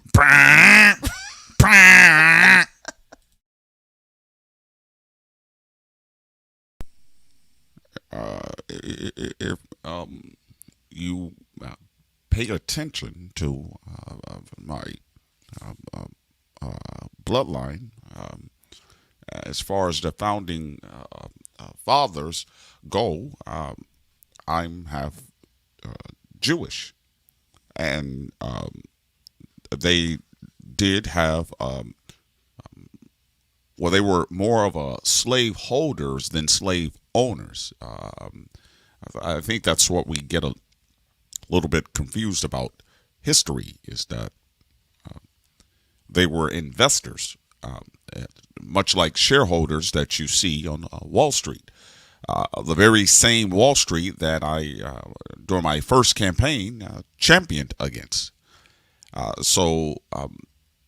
Well, when it comes to the founding fathers, again, father being from Africa, possibly of African royalty, and my mother being of Jewish descent, I have no experience with these things. But Michelle cares more about these issues pertaining to the founding fathers and slavery than I do, or better yet, care to speak about.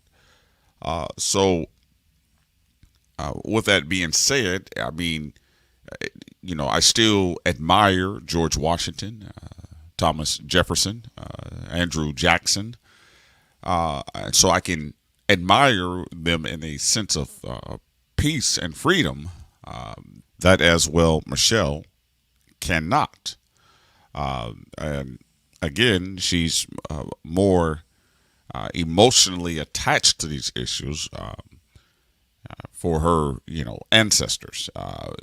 Mine's, on the other hand, were on vacation.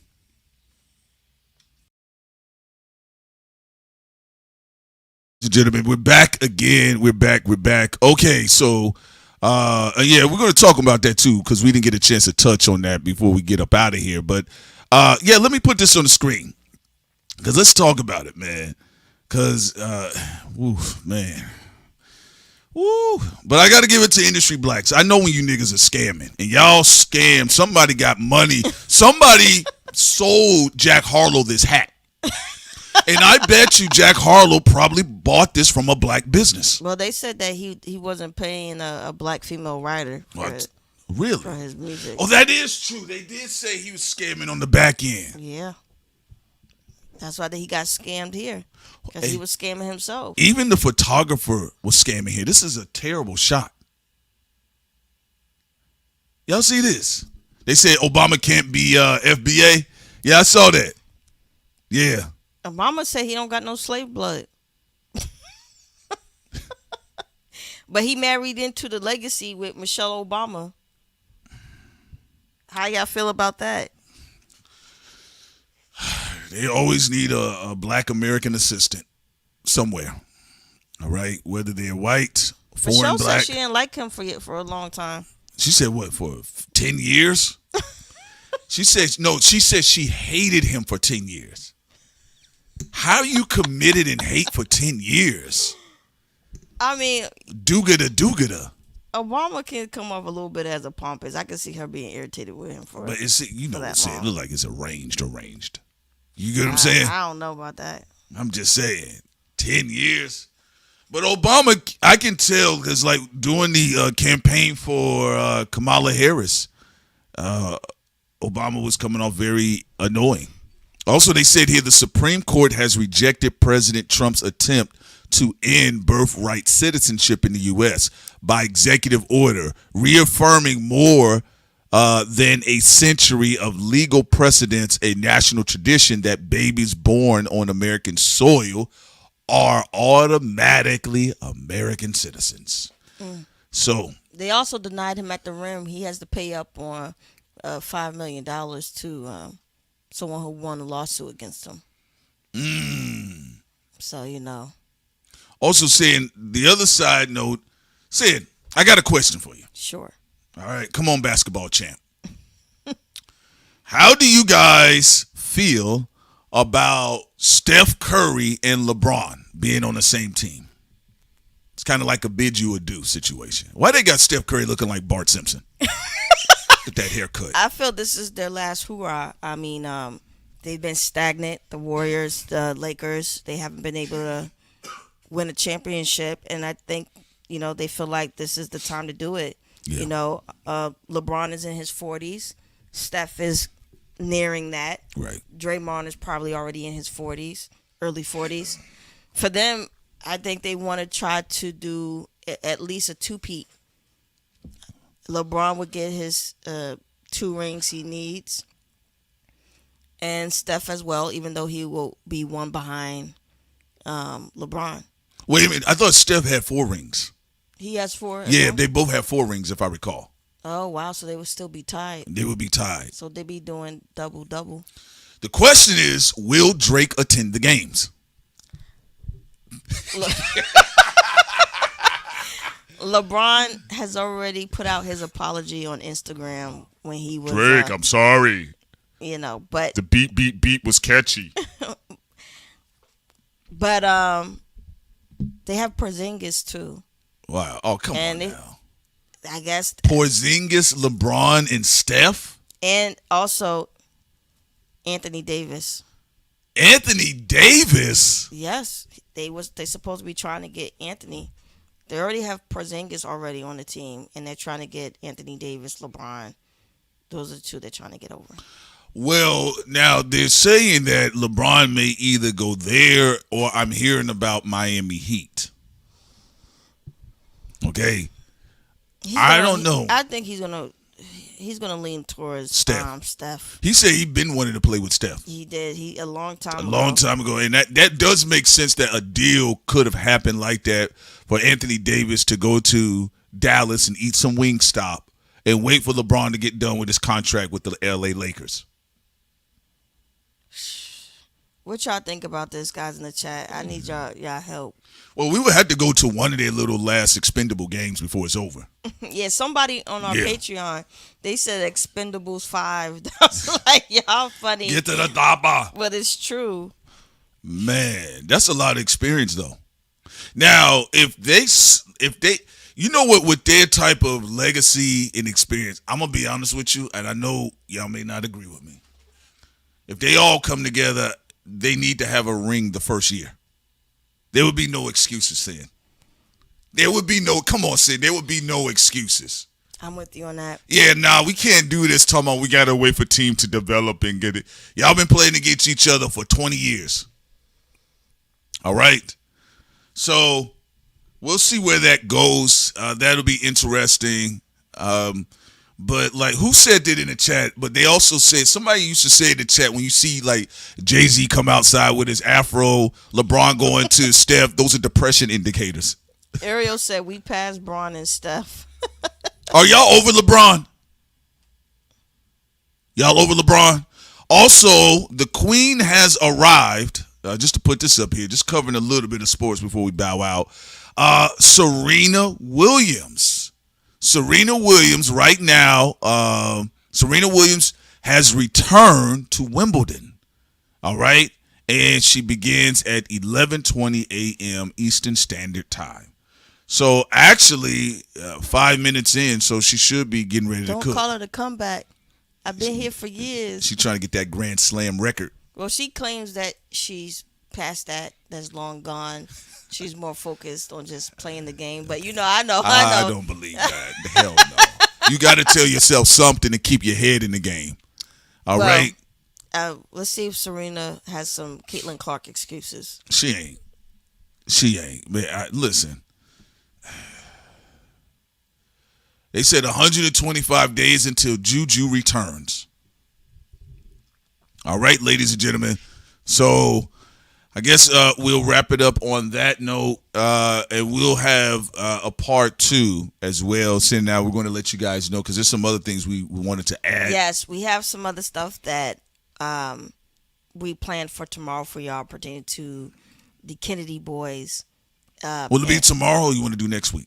And we cover something additional tomorrow. Oh, yeah, we're doing Nixon tomorrow. All right, yeah. Yeah, we do Nixon. All right. So, yeah, next week. Also, Sin. Yes. What is your favorite album for this year? For this year? Yeah, for this year, Sin. 2026? What's on the Sin list? I do not have a favorite album yet. Ooh. I do not have a favorite album yet. Okay, I got you. All right. What about you? So far this year, It could be any genre, by the way. I'm gonna stick with rap because we're black. Okay, what rap album was your favorite this year? This year so far,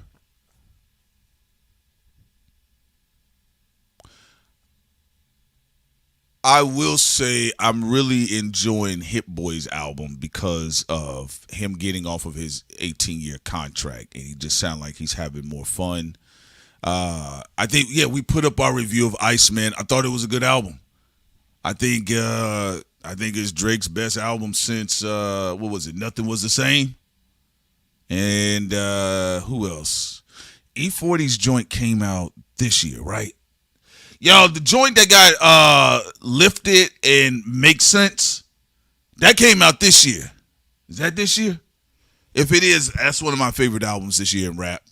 I know somebody gonna probably say, "What about Rock Marciano?" I know. Rock Marciano actually has been putting out some really good music. That's a good one for whoever said it in the chat. Yeah. And also to everybody in LA. Oh, yeah, go ahead. I Sam. see that they like you see in the chat. Oh, the Casino album was dope. Yeah. They are happy. I mean, very happy that LeBron is out of LA. Yeah. But how do y'all feel though? Y'all kind of being left in like. With what?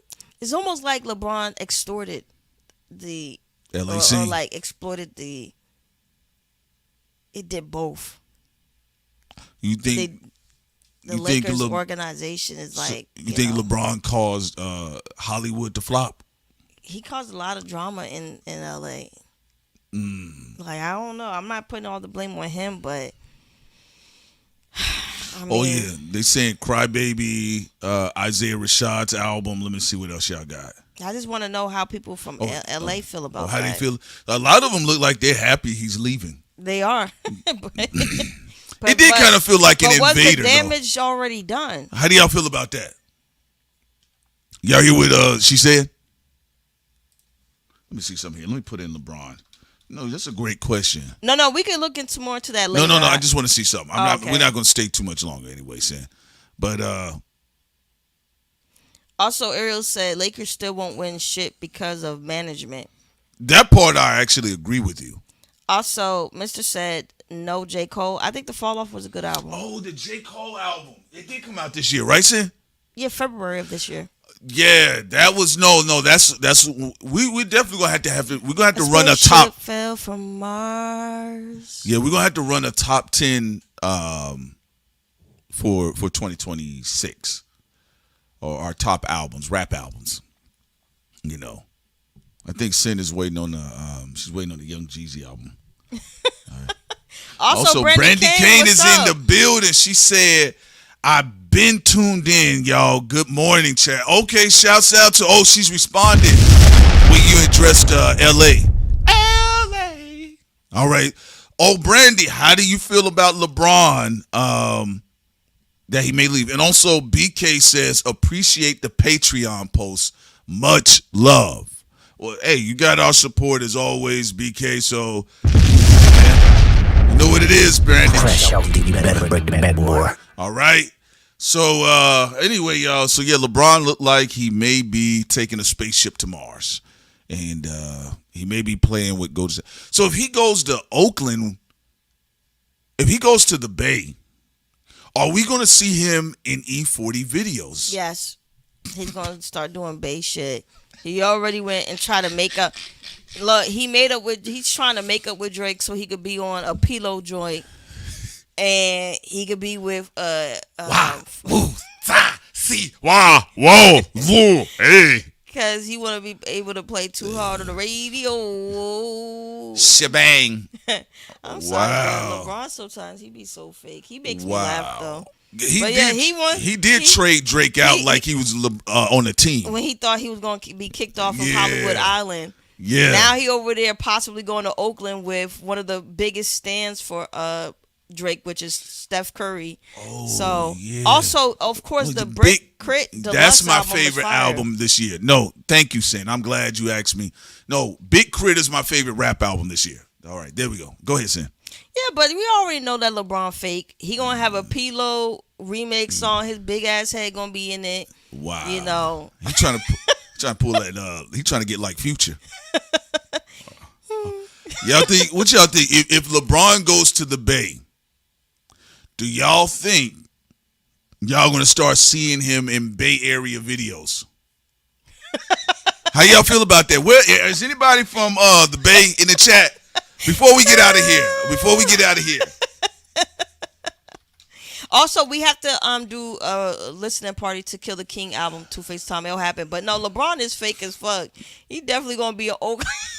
Yo, if LeBron is sent to the Warriors, my goodness. What do y'all think about that? Wop, whoop, weep, wop. Y'all gonna see post shouts out to Mac Dre. Might take a picture with Mac Dre's mother. He's gonna be in La Russell videos. Ooh, I'm gonna hit a Vallejo. Man, so what we doing, y'all? All right. No, LeBron. Look, LeBron. Maybe look, LeBron. He's trying to get over there with Golden State Warriors right now. They calling them. Oh, they gonna get called the Golden Girls. Oh man, that's a good. That's one, a actually. good one. Oh yes, he gonna be talking about Yada Ramin. Oh, Flo says I'm from Oakland and I will move the fuck out if he comes.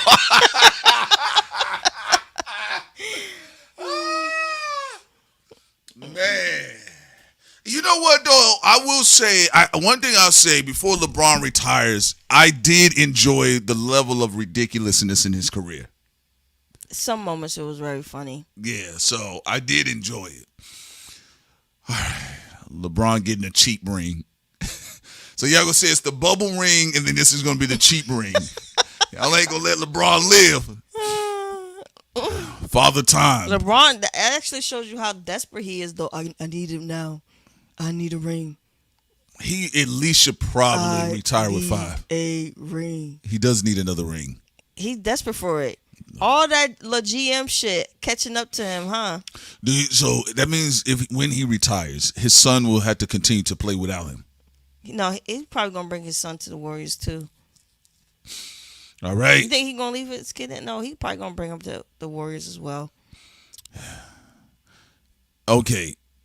Tom said LeBron GOAT debate will be over if he goes to Oakland. He's confident that his media team will sell it for him.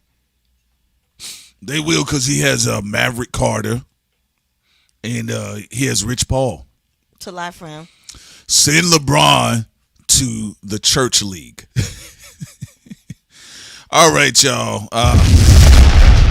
We'll keep an eye on the situation, but yeah, they're saying right now there's a lot of rumblings about LeBron and the Golden State Warriors. The Warriors are trying to sign LeBron This is from NBA Central, and this was also by Windhorst. Oh, also Dope and Unapologetic brought up earlier that Go ahead, Sam.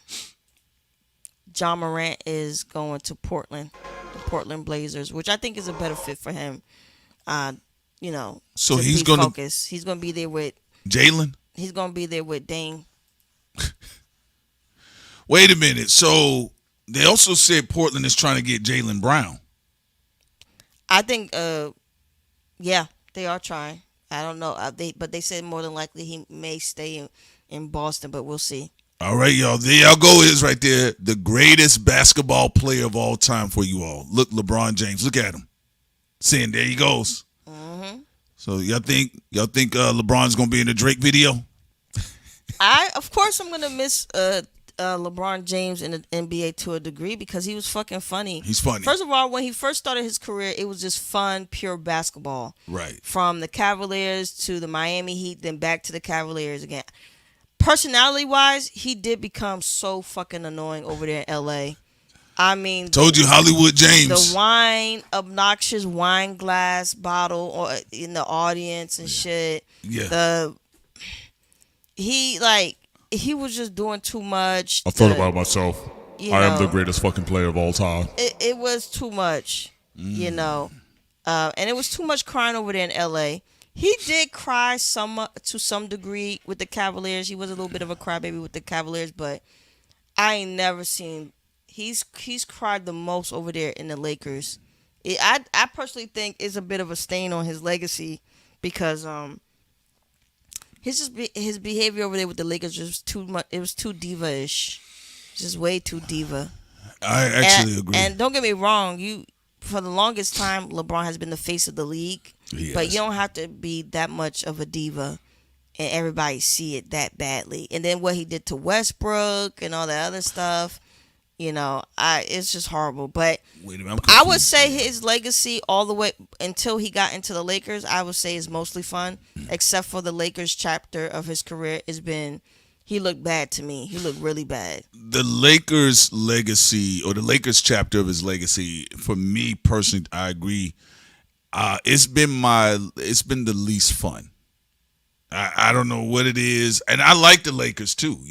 Kobe Bryant is one of my favorite players of all time. The Lakers organization by itself has its pros and cons, but it's great. Yeah. They have their great story. It's the LeBron with the Lakers that was, to me, was too boring. Much. It was way too much. It was too boring. He up here drinking wine. He up here it's like a casting couch. A nigga here today, gone tomorrow. He was just then the Space Jam 2, that movie was a whack. Yes. Again, it's the worst part of his legacy. Everything else from that point is mostly fun to me. I like LeBron, Cavaliers LeBron, and Miami Heat LeBron. I do not like Lakers LeBron at all. Yeah, it was too much. It was too much. We'll see where everything goes for LeBron. This is going to be very interesting. My bad. Also, let me correct myself. I meant to say that they're looking to send Jaylen Brown to the Clippers. So that's what they're looking to do. Send him to the LA Clippers. Why are they trying to destroy that man's career? I know. Like, at least Portland Blazers, he would have something to work with. Why are they? And Stephen A. Smith is helping in that. Yeah, Corey, I do agree. I feel like LeBron tried to be a bootleg Michael Jordan too much. I feel like when he was doing things his own way on the Cavaliers and in Miami Heat, it was brilliant. It was his own legacy. It was fucking fun. But when he went to LA and then he tried to compete with, some of the Jordan press, and then he tried to do Space Jam 2. Well, the movie came out, while he was over there with the Lakers. It was just whack. It was just corny, Honestly, I actually think Jalen. I think Chicago I feel it would be a better look for Jalen than the Clippers. But yeah, okay. So they sent Ja to Portland. I also wonder, before we go, I wonder if, I don't know, man, but I don't think his crash out should have been as big. But I don't know. Maybe Ja Morant was not happy with Memphis. It's just he wasn't disciplined as a player.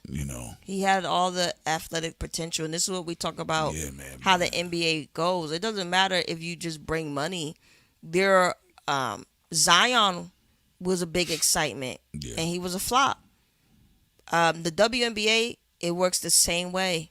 Well, Zion, like even when we're talking about with Caitlyn, she has to prove that she is the face of the league by actually being good consistently and dominating and dominant as a player. And going back to what you like the NBA,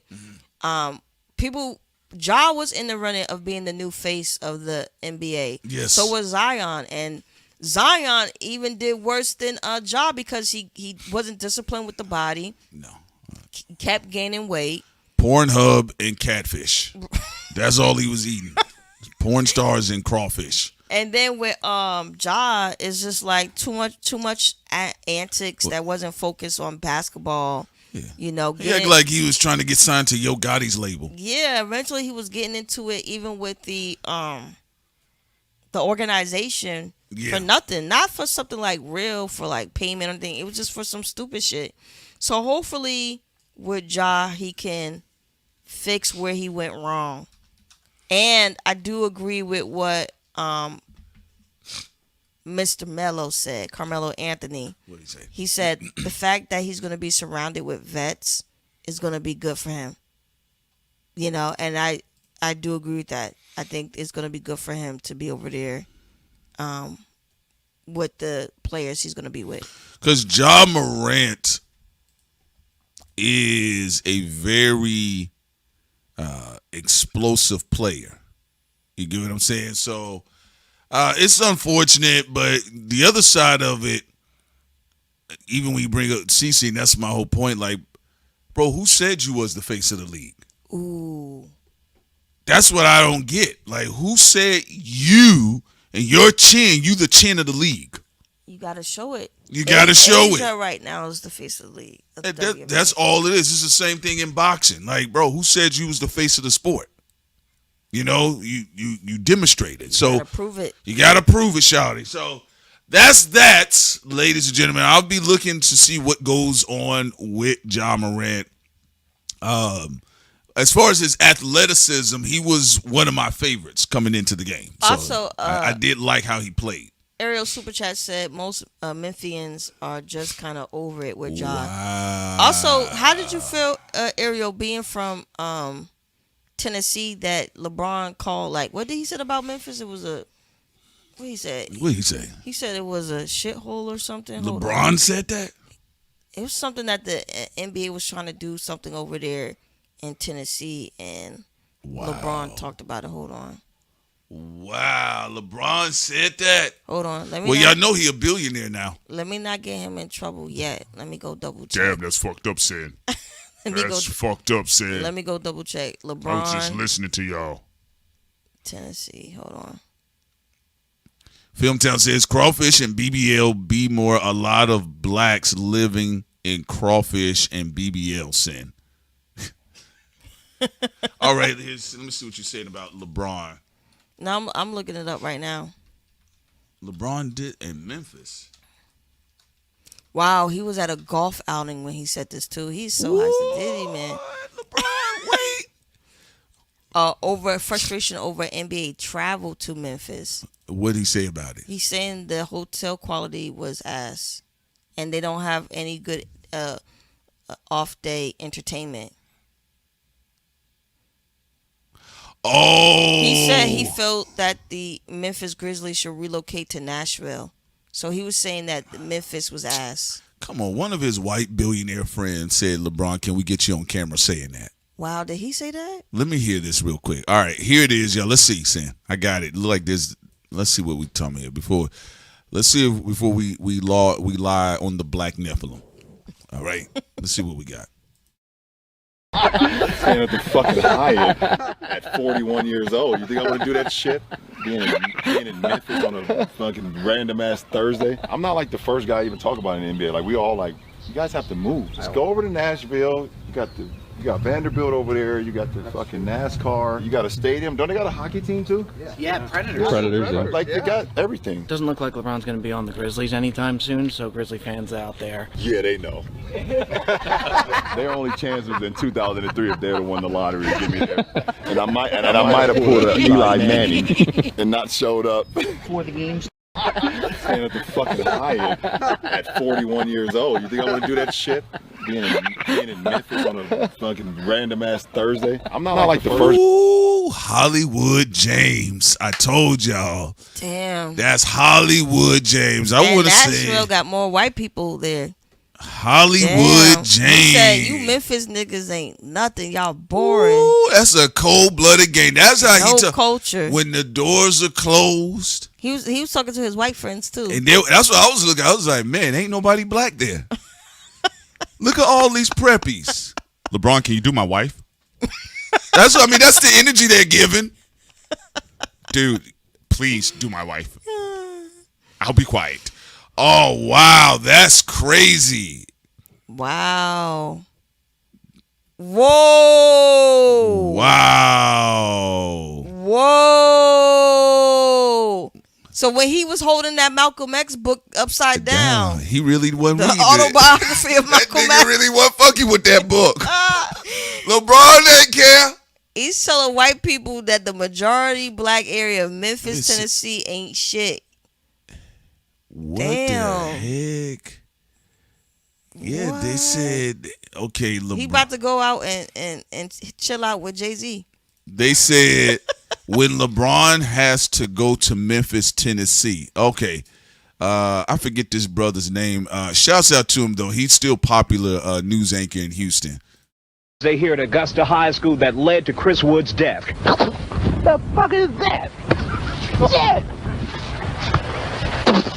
I'm dying in this fucking country ass fucked up town. Shit flying in my mouth. The fuck, I can't see. Hey, okay, one more time. You say you want to play it one more time? Yeah, I mean, damn. Because LeBron for a long time was doing all that pro-black stuff. Let's hear it one more time. Shit. All right, so this, let's see this one more time. Staying at the fucking Hyatt at 41 years old. You think I want to do that shit?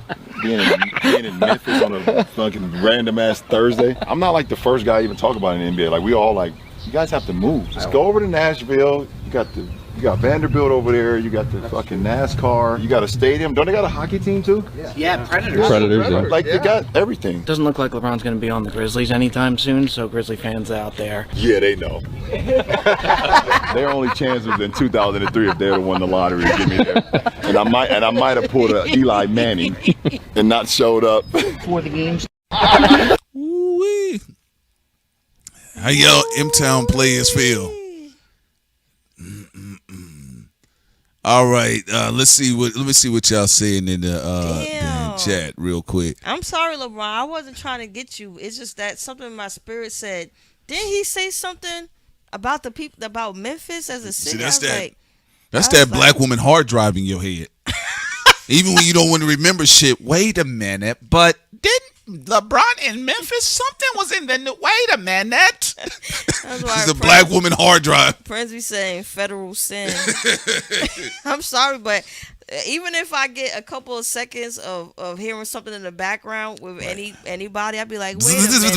Didn't this happen? Wait a minute. Damn. Wow. I'm looking. I'm saying, damn, it's a preppy Docker shorts. Ooh. Man, how y'all feel about that? LeBron, downtown. Filmtown said, nah, Memphis is fun. That ninja tripping, he faking pro-black the whole time. Well, I told you, look, people said, why y'all following Dr. Scott? First of all, people who crying about who we follow on X. We told y'all. Politely fuck off. We can follow whoever the fuck we want. We're not in high school. We adults here.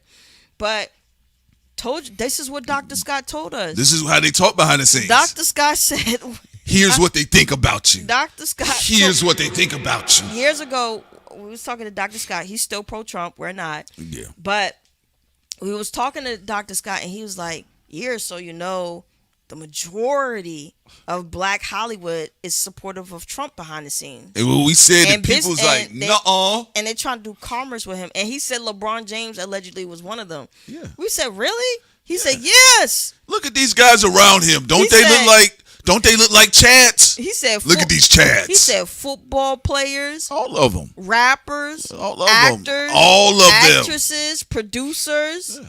And then we said, well, Dr. Scott, well, what do they say to Trump? Are they trying to get anything for Black people? He said, no. He said, I gave them the opportunity to have an opportunity to fight for their causes. Right, yeah. He said one rapper went up in front of Trump and said, I'm a poor, dumb Black man. Can you please give me some money, Trump? Can you please treat me like the blind side? And then these are the same people publicly, they'll come out and they be like they're against MAGA and be lying. Oh, I got beef with MAGA. Are you fucking shitting me? So look, y'all, as we told you guys before, over and over, and look, if you listen, here's the thing. Support whoever you want to, but you do have to understand people want to make money. This is billionaire LeBron right now talking. Yeah, also, this is billionaire LeBron. Also, Dice Iverson, I don't care if people agree with LeBron, but all that pro-Black nonsense, like, come on, knock come it off off. it. Like, LeBron know he will sell out any Black person to keep. You saw what I did to my team? To keep his way of They about living. to get divided like the Red Sea. Am I fucking right? Oh, LeBron, you're funny. The only Black people that come up with LeBron is the people he friends with and in his household.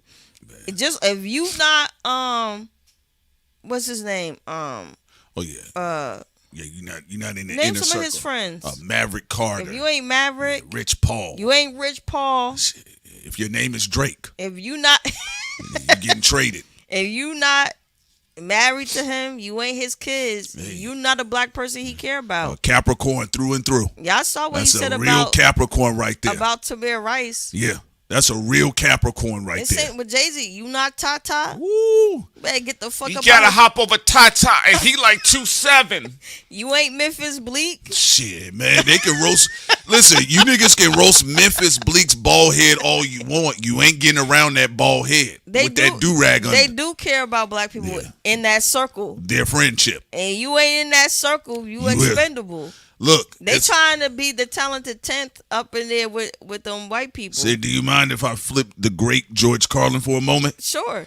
Hey, guys, it's a rich nigga club, and you ain't in it. All right? Yeah, you ain't in it. All right? Okay. Yeah, what's the interesting thing is a lot of the people y'all gonna find out who they really are. People be looking at us or they listen to us. They see our cartoon characters, but they listen to us and they like, bro, why y'all talk about the Sid and I hear the real deal about y'all favorite, as Alex Jones would say, blacks behind the scenes. And I saw some industry people trying to police who we follow. Keep policing. Come on, parole officer niggas. To police who we follow. Because I'm the head of state. A long time ago, they was like, why are you following Dr. Scott? Because I want to. Because we want to. Yeah. Dr. Scott got great information. He has great information on you Black Hollywood people who be liars. Who lying. I'm like, yo, Dr. Scott, who pretended to be pro-Black now? Who's a lying cocoa butter nigga? Who over there doing business with Trump? And who really getting money with the ashy whites? Look at LeBron and look at him. Look at it. He done put all of that. Listen to this, y'all, real quick. Let me go to what's his name, Ariel, real quick. He says, "That's why you've seen me not rock with Braun lately. I can't say all I want to say in this chat. YouTube is censoring. Braun is anti-black." Well, look, here's the thing about it, y'all. And Sen and I, we talked about this, and I'm glad you found this footage, Sen. This is a great footage to end on. What you see on the screen is Billionaire James. Yeah. This is Billionaire James. And them yuppies actually in the third ward, Black people who have, successful real estate and stuff like that. Right. We was out there one time. We was living out there. To the head of state. And them white yuppies were around us too. And, we didn't say, I'm going to tell you something. Even if I felt Newark, New Jersey, for example, have things that they need to work on, I wouldn't be walking around with the white yuppies with my sweater around my neck took about, and Newark just smells like shit. Yeah. Another place that's shit, Baltimore. Listen. Another place that's shit, Memphis.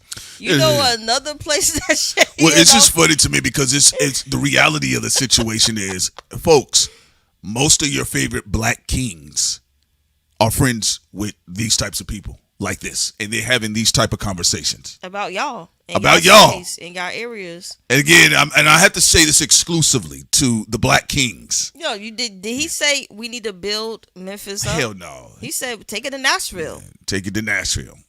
All right. And look at them. They're like, dude, I'm on the green with LeBron, and he's fucking hilarious. He's fucking hilarious, man. And it's like when you get around him, like he's even got like race jokes and things like that. He's real cool. And again, look, here's my thing about it. I'm not mad at LeBron because I didn't believe in LeBron like that. No, niggas. I never believed LeBron was truly pro-black. I didn't believe Tiger was pro-black. I didn't believe LeBron was pro-black. When he had that book upside down. Oh, nigga, please. The autobiography of Malcolm X. That nigga on the table of contents. Nigga, please. Now, what was frustrating is I had to debate and argue with friends that are not my friends anymore. But at the time, they were grown men and they believed in LeBron. And I said, nigga, please, do you know who he was raised around? And that's LeBron's life. That's his life. But I know business is business. And it's a great thing to market him in that manner. LeBron wasn't talking like this when he was talking about we have to build inner city schools and being concerned with black folks. And they wrote the N-word on my garage. In LA, yeah. Also, Jackpot said, well, at this moment, he has a black wife and all that. Well, he hasn't done a Michael Jordan or Dr. Dre yet. Well, having a black wife is not always a guarantee because Charlemagne has a black wife, and that didn't stop certain things that he's doing. Let's just say that. But I think remember they have a certain intricate structure set up in that industry that I'm not going to speak on LeBron James. We're not going to speak on it right now, but maybe some other time in the future. I'll tell you this. To Sin's point, I'm not going to speak on LeBron's marriage. So when I say this is annexing that. No. I'm not speaking on LeBron's marriage. However, though, marriage is a business. So there are arrangements all through Hollywood. So even when people are like, oh, my God, black boo-boo love, okay, it's good for business. Doesn't mean we live in the same mansion. No, sometimes it is organic, though. You get what I'm saying? We've talked to certain people who used to be boule and, retired boule members. They said that, one spouse would just go off to a white man or woman. Yeah. It just happens. Yeah. So, I mean, look, y'all heard this, and shouts out to Ariel because Ariel, shouts out to him. But I'll just say this. So you remember when we brought up LeBron James and Trump behind the scenes with Dr. Scott? He brought that up to us, and we had people say that's not true. But do you hear how LeBron's joking here? Just real quick, like what Prince said, Prince and I have no evidence of this.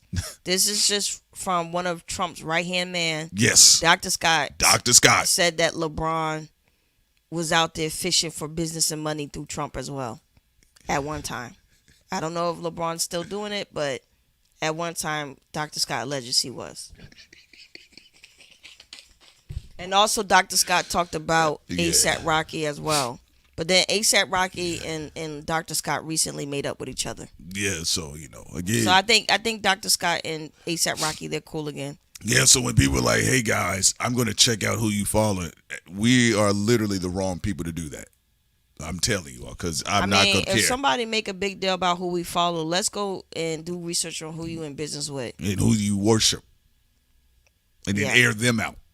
Yeah, we'll go for the top of the mountain and air them out. All right, we go body for body, nigga. All right, but I think all of it is hilarious, But yeah, good for LeBron. He's a billionaire now. He's in that space with them. So, You know what he sound like, Sin? That nigga sound like he was primed for real estate of tearing up real estate in Memphis.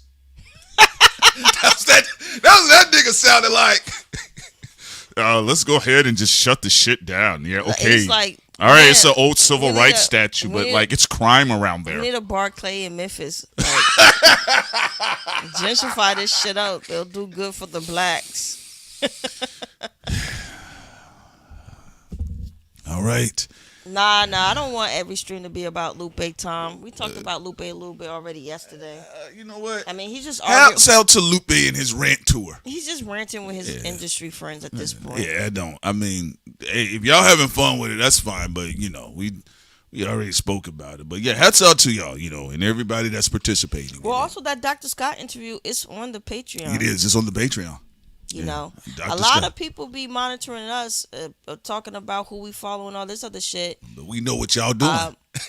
You know what's crazy? I know. We've had multiple times to sell out. Yeah. You know how many people we made good connections with who have all different types of philosophies, people who are part of all different political parties and shit. Yeah.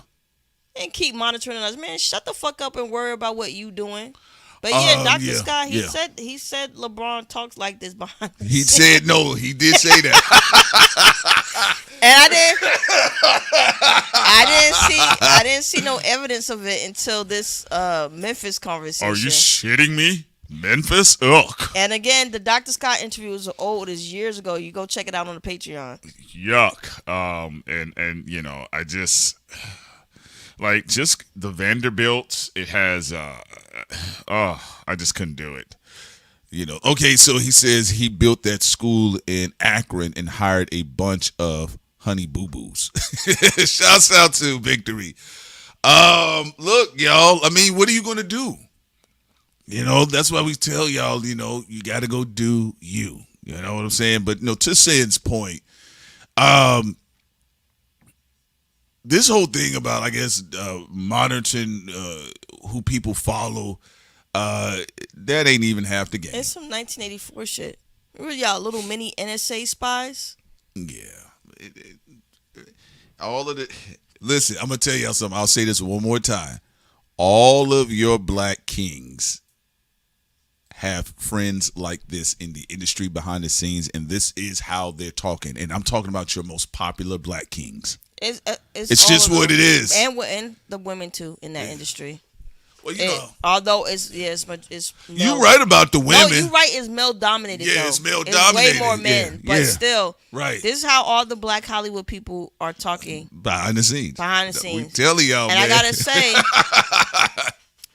we didn't have nothing to verify on with what Dr. Scott said, but this is proof right here, though, technically, because he said that LeBron talked like this behind the scenes. And he told us that. He told us that like 6 years ago. Let me go look up. Wait, let me go look up. This shit is so funny. Let me look on the Patreon how long ago that was. Let me see. Why do y'all think we was the first ones to report about that Drake and LeBron rift? Let me see. Well, that one we just knew based off our own intuition. Well, you know, no, that didn't come from Dr. Scott. That was us in our due diligence and information. Everybody was like, then some of the industry people were like, oh, we can talk about that now. I was like, nigga, that's y'all. I mean, Drake ain't coming to your podcast. Like, nigga, he don't like you. Let's see. Yeah. Hey, man, listen, I mean, we're just telling y'all. How the Patreon having a tech issue now? Come on now. I'm trying to get to this Dr. Scott post. Let me do it on the phone. I remember one time there was a situation you could hear a powerful black king. Man, you know, you give them some of that pro-black shit, you know, they get off of you. You talking about black customers too. So, hey man, y'all think when y'all see people say what they say, there's no reason to listen, let me tell you something. Y'all gotta understand something. It's not hating. There's no profit margin for people that are starting up to do the hate thing. right? You actually make more money trying to schmooze in those spaces. The problem is some black people who get the idea that it's like a Black Thug Mansion and they're going to see like Marvin Gaye and Nina Simone and everybody getting down, and it's going to be black economics, and one black hand shakes the other black hand, and put that when they get in those spaces and they hear some of their favorite black heroes talking crazy about black people to white folks, they like, oh, I can't be here. We had this interview about Dr. Daryl Scott in 2023. 2023, so that was 3 years ago. Yeah. Yeah, not 6. All right, yeah, so that was 3 years ago, y'all. Y'all should check it out. And you know, he was there with with Trump. We called it Negroes Scared of the White House, publicly pro-black but behind the scenes Uncle Ruckus. Who and what is real? Insider information on the Trump administration, First Step Act, racism, anti-blackness, and the fight for power. So, and also we kept it real with Dr. Scott. We didn't, we had our opinions, he had his, but we focused mostly on the information he had about, again, a lot of black people who the audience admires, but behind the scenes they're talking like LeBron. And I'll just say this. Why do you think sometimes with potentially thriving black neighborhoods and even thriving black inner city communities, right? Why do you think a lot of times black faces or black celebrity support shows up in the assistance of the gentrification process? People make real estate deals on the green all the time. Listen to what he's talking about. Are you serious? Listen to what he's saying. Who are these men for you to say like, oh, they need to move to Nashville. He's saying basically take it out of the hood. Take it out of the hood, right? We talked about that behind the scenes, man. Crenshaw, shouts out to BK. Atlanta. Well, I'm gonna have to Brooklyn. Eventually, I'm gonna have to hear the opinion of people from Memphis, Tennessee. I know Ariel's out there, but anybody else, like, I would like to know how y'all feel about the area y'all grew up in, and in the development of that area. Say crank that Dylon. No, I just want y'all. I'm glad Sin found this. Because these are conversations that some of y'all favorite black kings are having on the green with these types of men. How do you think the Barclay deal got brokered? NFL deal. Like, I mean, I know their little fan clubs get tight with us because they're like, oh, y'all this, y'all that team. Nah, we thought Crimez. But I'm just telling y'all, like, even some people, like, Sin knows what's up. Oh, some people will be like, look, come on, y'all, because y'all can fucking see the evil. Just join our side. No, yeah, because come on, y'all know what the deal is. 50 Cent going over with Trump. Yeah. Rick Ross and the rest of them, so what? Yeah. Charlemagne didn't do anything about it before. He didn't do anything when his white friend was over there with Trump. When Andrew Schultz was getting clout by being pro-Trump and having interviews and being over there with the Trump administration, Charlemagne didn't say anything. So why would he say something about 50 Cent? Why would he say something about Rick Ross and the rest of them? My whole thing is like the semantics, like, let's stop it. Like, y'all all do evil shit for money. Y'all all switch up for money. Let's stop with the semantics. The only thing is just like, look, you're looking to be captains of industry, and that's okay if you just wear that. But that means you would just have to be able to sell it, though. They sell it through who they're competing with. They're trying to sell it through their. And they're competing against black entrepreneurs. Yeah, they're competing by saying who's anti-black or not black in the industry when all of them do what they do for money. Also, shouts out to Ariel. He says him being around white golfers when he said what he said really pissed me off. I'm going to tell you this. Those guys that was standing in the back, those are power players. They're also netting deals on the turf, on this green. Why did you think, like, I think Jay-Z, I'll say one thing I personally feel. I don't know if it's true or not. I think Jay-Z, like when he said, "Oh, okay, so we let's get past this. We're past kneeling, right?" Those are conversations that you have on the green or in the back rooms with each other when y'all all are just kind of like, you see how this like this it's not even a multi-ethnic fraternal order. It's really just y'all saw it's Meek Mill LeBron James, yeah. Meek Mill was bunny hopping on the tennis court. On the green. LeBron, yeah, he was on the tennis court. He was on a different type of green turf. Both those greens are important, golfing and tennis. Yeah, and I'm telling you all, in these country clubs that are very exclusive, right, and racist to middle class blacks and even lower class blacks, functioning poverty blacks, you probably will get shot. These black celebrities, they do get a chance to be in these spaces, and they do net deals here. So like they just talk about, look, you don't have, they talk about y'all negative. Yeah. You know, I told y'all even like what nigger media, like what the hell is that? Look, yeah. They don't care about you like that, okay? Like, and that's why the people who know that, they do to some degree laugh at aspects of the black community because they still believe in these people as heroes. Right. You have nobody in hip hop that is a hero.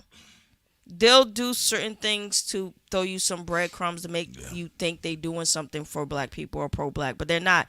You're still going to get gentrified with their major conglomerate deals, and they're going to be like, what they do on the golf course, how can we gentrify Oakland more? How can we gentrify Houston more? How can we gentrify Memphis more? How can we do this and that? There are no conversations in your favor except for some prison reform and you know, I'm gonna wear a T-shirt of a dead person on my and that's it, pretty much. No, Sin is right about that, and I don't know. It's a little interesting. It's very interesting, and to hear what we hear and know what you see, and watch people on Twitter believe a narrative about somebody and go in that complete direction. Most people on X be lying. They be a part of the industry too, or bots. You know, so that's what really goes on. And I know a lot of people, they like, you know, if we can get this rapper to do this, that, and the third. The rappers are even worse. LeBron was up there talking like a Valley girl. The rappers, because he got a little bit of power, so he gonna talk like a Valley girl though. Because Kanye did the same shit. It's not about race. It's really about class. Yeah, no, like LeBron, because I've seen LeBron go in and out of that Valley girl accent. He's just, are you kidding me? Go to Nashville. You get what I'm saying? But a rapper who don't have LeBron's power or clout, yeah, they gonna bunny hop. You absolutely, they gonna sit up there and bunny hop. Okay? And, you know, it's unfortunate, you know, that's what we said, media is powerful. It's unfortunate that you'll have, like Sin stated, you got, you know, YouTube fans, people, you know. People still believe in the Tooth Fairy. Toothless Fairy. You know. That's what it is, because my thing is, people want to believe in whatever fantasy they want. Just leave me alone. No, she's right about that. So, you know, excuse me, y'all, I apologize. But realistically, as we wind it down, but I'm going to put this on here real quick so y'all can see. This footage wasn't supposed to get out. In fact, I'm going to download that. That's why when y'all saw it, y'all said, what? Meek Mill was bunny hopping. And let's see, how many of you all want to bet he might have been one of the few black people around? He was. Look at this.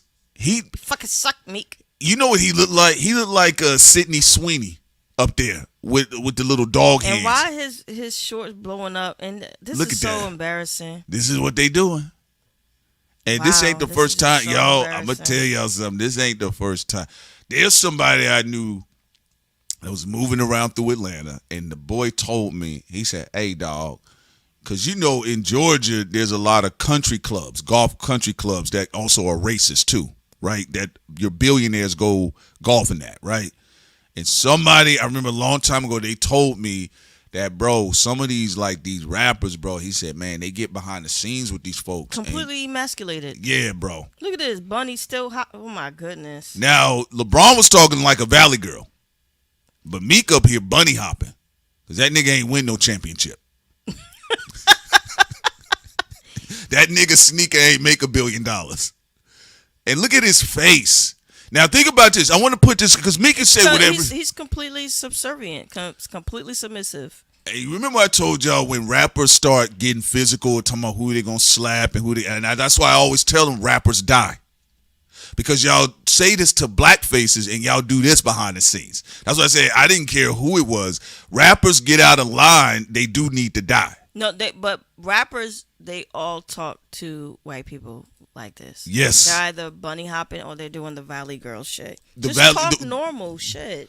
Now, to Sid's point, remember, he called the little black babies that were the water boys in Atlanta, he was basically saying they were dirty-faced niggas. But he get behind the scenes and the guy tells him, tennis. Listen.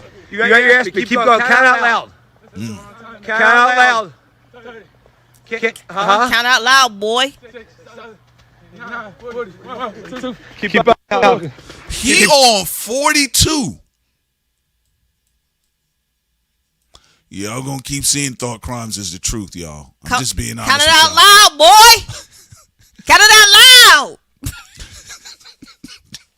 I remember there was some white person who tried to be slick with us, said, I know you need the money. Prince Light was like, bye. Get the fuck out of our face. That's it. You either come with us with respect or not. And I'm glad you brought that up, Sam. Count it out loud, boy. Here's the thing, and this is just something that was educated upon me growing up. It don't matter. It is worse when a white person says that to you, because now we're getting into the Django Unchained shit, right?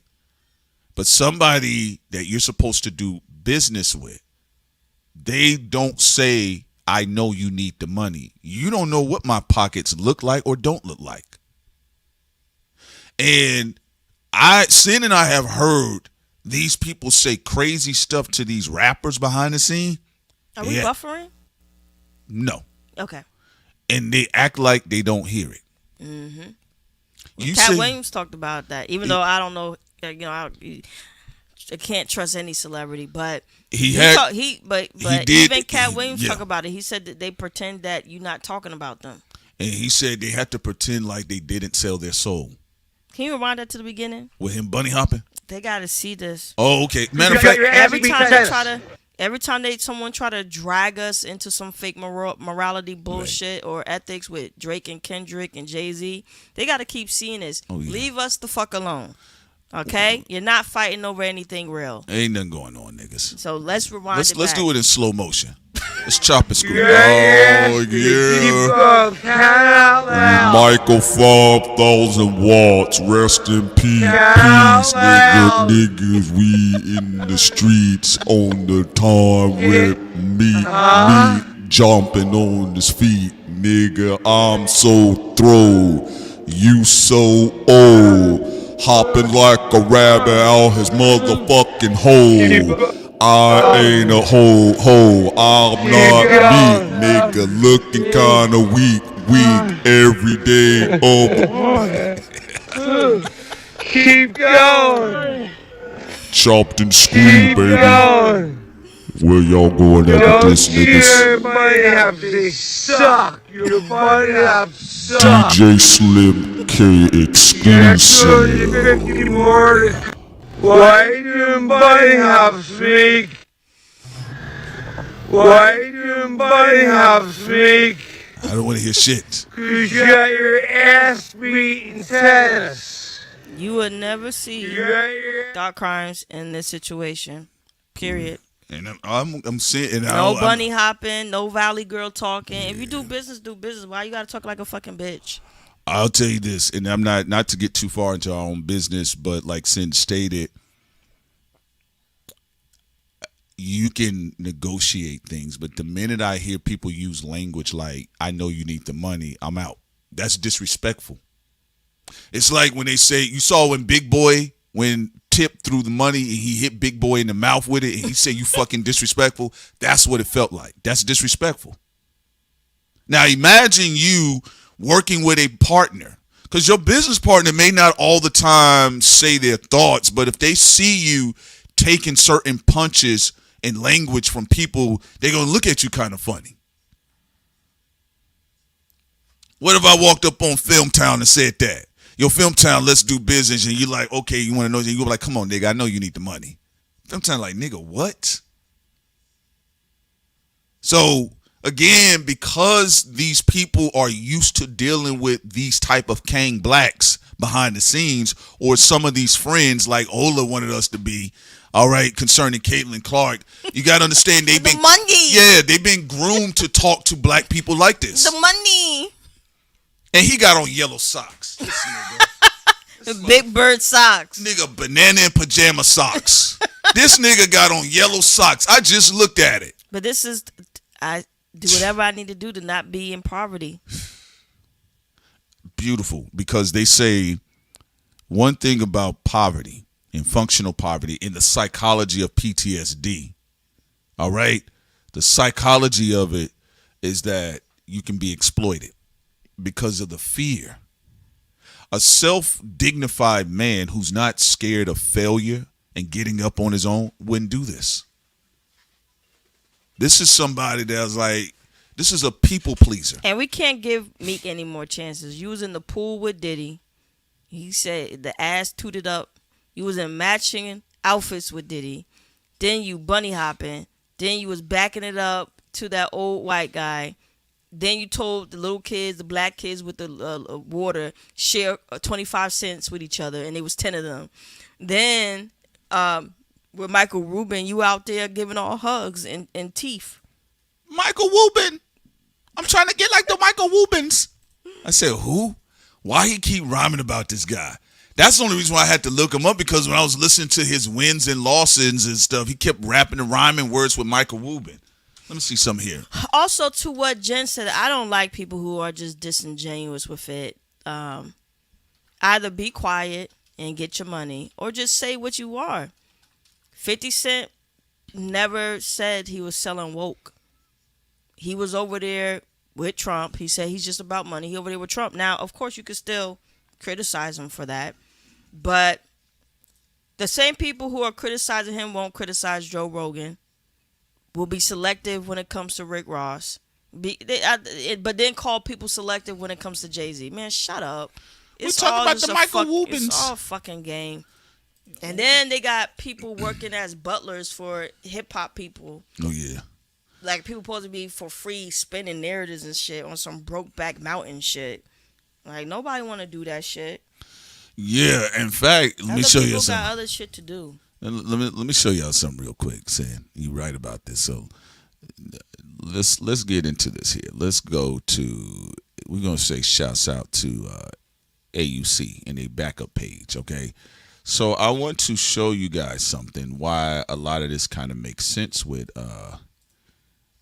Meek Mill, because I think Meek Mill is a very interesting specimen. I think he's the perfect messenger, because he's supposed to be a street nigga. And he's from a legendary black city like Philadelphia. So here is Meek Mill making a homeless man do push-ups the way Michael Rubin made him do the bunny hop. There you go, where he learned his behavior from. To feel empowered. Now, this brother is homeless because you can tell he's cold, or because his hands are shaking here, right? Now, Meek Mill, look at him. Made him do push-ups, what was it, for like $10 or something? So every time, and look, I personally am not in the mood of exploiting people, but when media personalities on YouTube and stuff exploit these rappers or politicians and stuff, it's fair game. It's fair game. Even though it's redundant and I think it's cheap, it's still fair game. You know what? You know, Meek Mill cries about how he is treated media wise. All these people do. They all cry about how they're treated media-wise. But, y'all being shitheads. Y'all exploit people all the time. And people are exploiting you behind keyboards. I mean, it is fair game technically. Okay, listen to this. Listen to this one here, and then we're gonna bow up out of here. But I got to put this up here for y'all. Let's go ahead. Meatless Mill. All right. Let's go. All right, here we go. So let's see what he said here to he called them ATL runts, I believe. He called them. Support what we supporting though. What is we supporting? But what is we supporting? It's funny because growing up, when I was like 8, 7, 9, I used to do this here. So people really be, it's unfortunate, but kids be out here trying to, keep their mama's lights on, help, just get some school clothes and shit. You heard what they said? They said, "Come on, bro, man, you pulling up." And the little boy said, "Man, you pulling up in the Wraith, bro." He said, "Man, you can't." Man, y'all gotta split that money, man. $20. That's a dub. Yeah, man. He said, "That's $20. That's a dub." And then he saw the little boy. He said, "Bro, for real? Because you pull up and you got to keep in mind, Meek, they don't know you rich, poor. They hear you, the money nigga, in your music, nigga. Rollie on my wrist. Rollie on my wrist. Some of the fashion brands and the bands, they only know because of you. Bands that make cadence. So that's crazy for them. And I don't believe in having children believing in these lying ass rap niggas. All right. I don't think children should be getting lost in this shit. But let's just say for the purposes, right? So they shocked because you mean to tell me the candy lady that I know around the way broke us off with $50 and you pulled up in a $400,000 whip that you renting? They don't know anything about that. And you broke them off with 20 and it's like 30 kids out there. That's why he said, "Come on, big bro." You're not my big bro. I ain't never had that shit. That's what I said. But yeah, to the point, as you guys can see, that's why your black entertainment industry looks like the way it is. Okay? It really is. You got people talking about tear up Memphis because it's trash, and you got other niggas bunny hopping on tennis courts. Shit, LA being gentrified. LA is being gentrified, yes. It's happening in Atlanta. Been happening a long time. Because remember now, the suburbs, the suburbs, they're fleeing from the suburbs because they want to go into the city, and they want to ride their bikes to work, and then you got people that are paying for all of these big houses and going in debt in the suburbs, and they're deconstructing things too, by the way.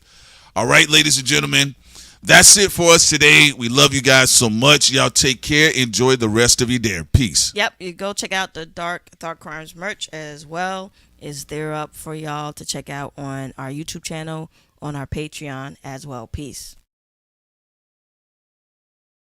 Dark Crimes.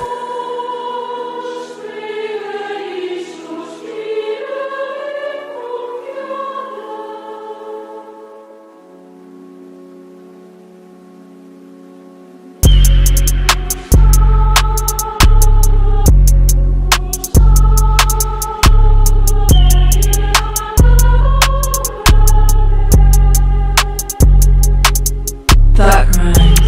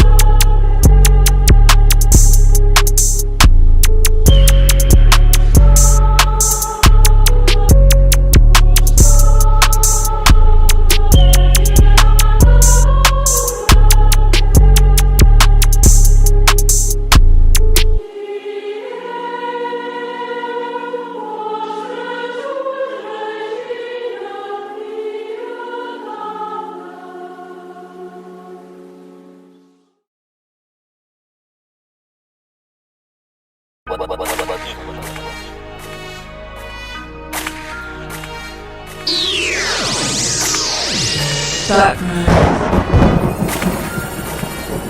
Rape.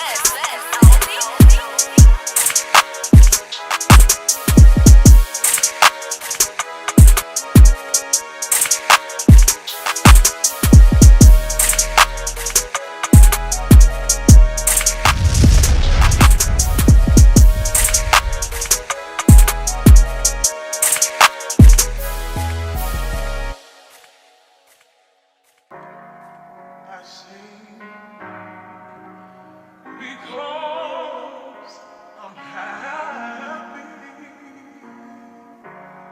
and I sing because I'm free. His eye is on the sparrow. Oh my God, who's this? Elvie?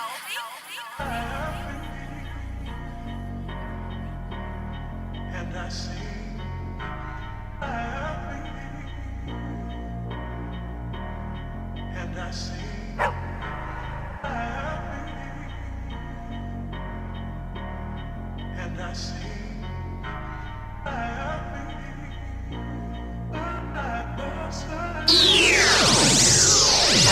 Thought Crimes.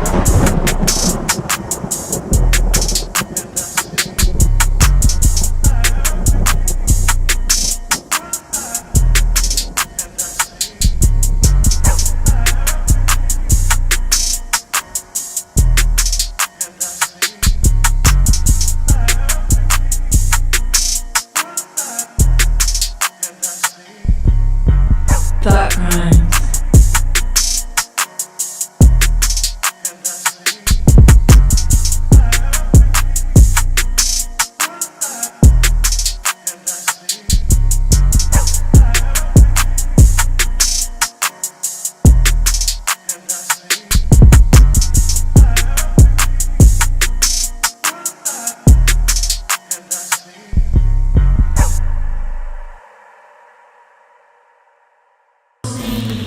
We are all the same. We are all the same. More group coming through your airwaves. All right, now I'm here to kick the ballistics.